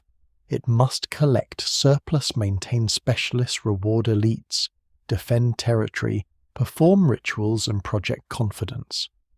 When too many obligations become impossible at once, the palace may fail, suddenly, even if its troubles have accumulated slowly. That is why a burned palace can look like an abrupt end, while the causes behind it stretch across decades. The final night is dramatic because the preceding years have made it possible. Scholars still debate the relative weight of these causes, and different regions likely experience different combinations. Ugarit may fall to violent attack amid maritime crisis and imperial weakness. Hattusa may reflect imperial fragmentation, food stress, political breakdown, and eventual destruction. Mycenaean Greece may suffer from internal instability, trade disruption, possible seismic damage, raiding, and collapse of palace administration. Egypt survives because its geography, bureaucracy, military organisation and Nile-based economy give it stronger buffers, though even there the pressure is real. Cyprus transforms rather than simply disappears. The Levant fractures and reconfigures. A single explanation would actually make the evidence less understandable, not more. The disputed popular theories, from lost advanced civilizations to sudden mysterious global cataclysms, tend to flatten this complexity into spectacle. They are appealing because they turn uncertainty into drama, but they are not needed. The mainstream evidence is already dramatic enough. It shows an interconnected world discovering the danger of its own interdependence. It shows powerful states unable to isolate themselves from shocks moving across climate, trade, war, and society. It shows people adapting, fleeing, fighting, rebuilding, and remembering in ways that no royal inscription can fully control. The mystery is not that history requires an impossible event. The mystery is that ordinary pressures arriving together can become extraordinary. In the end, the ancient world falls silent because its foundations fail at several levels at once. The fields become less reliable, the roads become less safe, the seas become more dangerous, the palaces become more demanding and less protective, the archives stop. The old diplomatic order loses too many participants. People move because staying becomes impossible, and their movement makes other places unstable in turn. Fire marks the visible end, but the deeper collapse lies in the loss of trust that the system will work tomorrow as it worked yesterday. Once that trust is gone, stone walls, royal titles, and sealed tablets can only delay the silence. They cannot stop it from entering the halls. The silence becomes memory slowly, not all at once. In the first years after the collapse, it is still immediate and practical, measured in abandoned storerooms, broken gates, missing ships, burned archives, and old routes that no longer feel safe. But as generations pass, the sharp edges of the disaster begin to soften into stories. Customs place names, ruins, and inherited fears.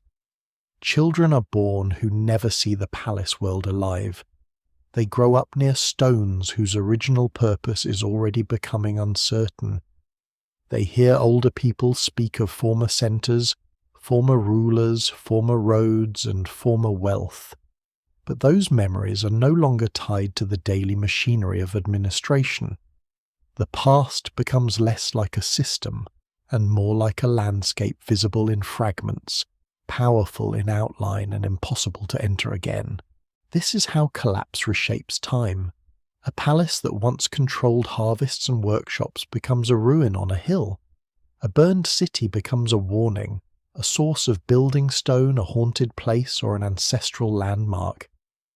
A road once used by royal messengers becomes a local track. A harbour once crowded with international cargo becomes a smaller port serving nearer needs. People continue to live among the remains, but the meaning of those remains changes. What had been ordinary power becomes old power. What had been bureaucracy becomes mystery. What had been official memory becomes legend, and legend is both preservation and distortion. In the Aegean, the memory of the Mycenaean palace world does not survive as administrative history. No later Greek community remembers Linear B for what it was. No poet sings of ration tablets, wool allocations, or palace officials assigning rowers to coastal defence. Yet the broad impression of a mighty earlier age seems to endure in transformed form. Centuries later, Greek tradition is filled with stories of powerful kings, fortified cities, seaborne expeditions, famous lineages, and wars fought before the age of the poets themselves. These stories cannot be read as simple records of the 13th or 12th centuries before the Common Era. They are shaped by oral transmission, later values, and poetic imagination. Still, what survives in them suggests that the collapsed Bronze Age did not vanish from cultural memory completely. It became heroic because its actual workings had been forgotten. That transformation is revealing. Bureaucratic societies often imagine themselves as permanent because they have records, seals, lists, and titles. But when their institutions fail, later memory may preserve only the dramatic surfaces, walls, weapons, kings, journeys, fires, and names detached from administration. The accountants disappear, the tax systems disappear, the supply chains disappear. The palace becomes a stage for heroes rather than a machine for collecting wool and oil. The silence of lost writing leaves room for myth to grow. Myth does not necessarily invent from nothing. It grows in the spaces where exact memory has broken. In Anatolia and northern Syria, memory works differently. The Hittite imperial capital falls silent, but Hittite and Luwian traditions continue in smaller successor kingdoms. These states preserve pieces of the old world through royal imagery, monumental inscriptions, religious symbols, and claims of legitimacy. Their rulers stand in a post-imperial landscape, drawing strength from inherited forms while facing new realities. They do not restore Hattusa's empire, they carry fragments of it. In this they resemble survivors walking away from a collapsed house, with a few objects saved from the rooms. The whole structure is gone, but certain signs still matter, because they tell people who they have been and who they might still claim to be. In the Levant, the aftermath produces new cultural and political formations. The southern coastal plain sees the emergence of Philistine communities, with material culture showing Aegean-related elements mixed with local traditions. Inland and coastal societies change in ways that eventually help set the stage for the Iron Age kingdoms and peoples known from later historical and biblical texts. Phoenician cities, though, affected by the wider upheaval, become crucial carriers of maritime trade and alphabetic writing in the centuries that follow. The alphabetic principle, already present in earlier forms, gains wider historical importance after the collapse, travelling through trade and adaptation. Here again, the silence of one world does not mean the end of communication. It means the old voices make way for new ones. Egypt preserves memory most deliberately, at least at first. Its monuments show the king defeating foreign enemies and saving the land from chaos. This official memory is carved in stone with confidence, but it too is selective. It remembers victory more clearly than strain. It shows enemies more clearly than hungry workers. It displays the pharaoh's power more clearly than the shrinking of Egypt's wider influence. In later generations, Egypt remains ancient, literate, and monumental, but the new kingdom's great imperial reach fades. The collapse leaves Egypt not erased but altered. Its memory of survival becomes part of its identity, even as the world it survived against no longer exists in the same form. The legacy of the Bronze Age collapse is therefore not only destruction, it is reorganization. The international system of great kings gives way to a more fragmented Iron Age world. Smaller kingdoms, city-states, tribal polities, maritime traders and regional powers rise into spaces once dominated by palace empires and their vassals. Assyria will eventually expand with terrifying force. Phoenician sailors will carry goods, letters, and settlements across the Mediterranean. Greek communities will slowly recover population, trade, and writing, eventually developing the city-state cultures of the Archaic period. Israelite, Aramean, Philistine, Neo-Hittite, and other regional identities will take shape in landscapes transformed by the collapse. None of these later worlds is born from emptiness. They grow from the ruins, continuities, migrations, and adaptations of the age that fell silent. There is a lesson here, though. It should be handled carefully. Ancient collapses are not simple mirrors of the present, and history should not be reduced to warning slogans. The Bronze Age world is its own world with its own technologies, beliefs, economies, and vulnerabilities. Yet it does reveal something enduring about complexity. Systems that look strong can depend on connections too ordinary to notice until they fail. Grain routes, metal supplies, scribal habits, diplomatic trust, seasonal rain, local loyalty and safe roads may seem like background details beside kings and monuments. In truth, they are the foundations. When enough foundations crack together, even the grandest structures become strangely quiet. Scholars still debate many parts of the collapse because the evidence is uneven, regional, and often damaged by the very events under study. That uncertainty is not weakness. It is part of honest history. The ancient world did not leave a final report explaining its own failure. It left burned tablets, broken walls, changed pottery, ruined capitals, surviving inscriptions, altered diets, scattered settlements, and later memories shaped by loss. The task is to listen to all of them without forcing them into a single story too neat to be true. The night the ancient world fell silent was never one night. It was many nights a night at Ugarit, when archives stopped a night at Pylos, when tablets baked in the palace, fire a night at Hattusa, when imperial power no longer spoke from its capital, a night on some unnamed road, where a family left a failing village, a night in Egypt when guards watched the coast, a night in a small settlement, where people realized no messenger from the palace was coming. Together those nights ended an age. They did not end human life, human memory, or human invention. They changed the scale of the world. They lowered its voice. And from that lowered voice the next civilizations began to speak. The last image is not a burning palace, but a quiet landscape after the fire has gone out. Dawn comes softly over stones that no longer answer to kings. Grass grows through courtyards where officials once counted grain. Birds settle on walls built to impress enemies and subjects alike. A path crosses near an old gate worn not by armies now, but by villagers, herders, and children who know the ruin as part of the shape of home. The world has not ended. It has changed its language. The Bronze Age silence lingers because it is made of absence. Missing letters, missing ships, missing archives, missing names. Yet absence is not nothing.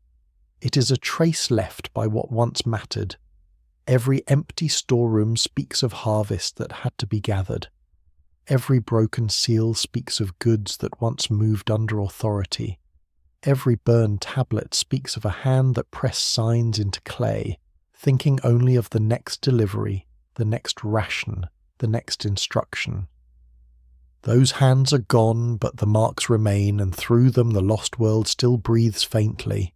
Civilizations often appear strongest in the forms they leave behind: walls, gates, temples, weapons, royal inscriptions, and the heavy stones that survive weather better than memory. But the deeper strength is usually quieter. It lies in trust, in shared routines, in roads that stay safe, in fields that keep producing, in ships that arrive when expected, in workers who believe the system will still exist tomorrow. When that trust begins to fail, silence enters long before the final flame. Still, the story is not only a warning, it is also a story of endurance. People lived after the palaces. They learned smaller roads. They planted again. They carried old songs into new houses. They shaped iron, rebuilt harbours, formed new identities, and turned fragments of memory into the beginning of later worlds. History did not stop in the darkness. It waited, adjusted, and continued. So the ancient night remains behind us like a shoreline seen at a great distance. The lights of the palaces have gone out, but the horizon is not empty. Somewhere beyond the ruins, a farmer walks into a field. A sailor studies the wind. A child hears an old story without knowing how old it truly is. And under the quiet sky, the world that fell silent becomes the ground from which another world begins.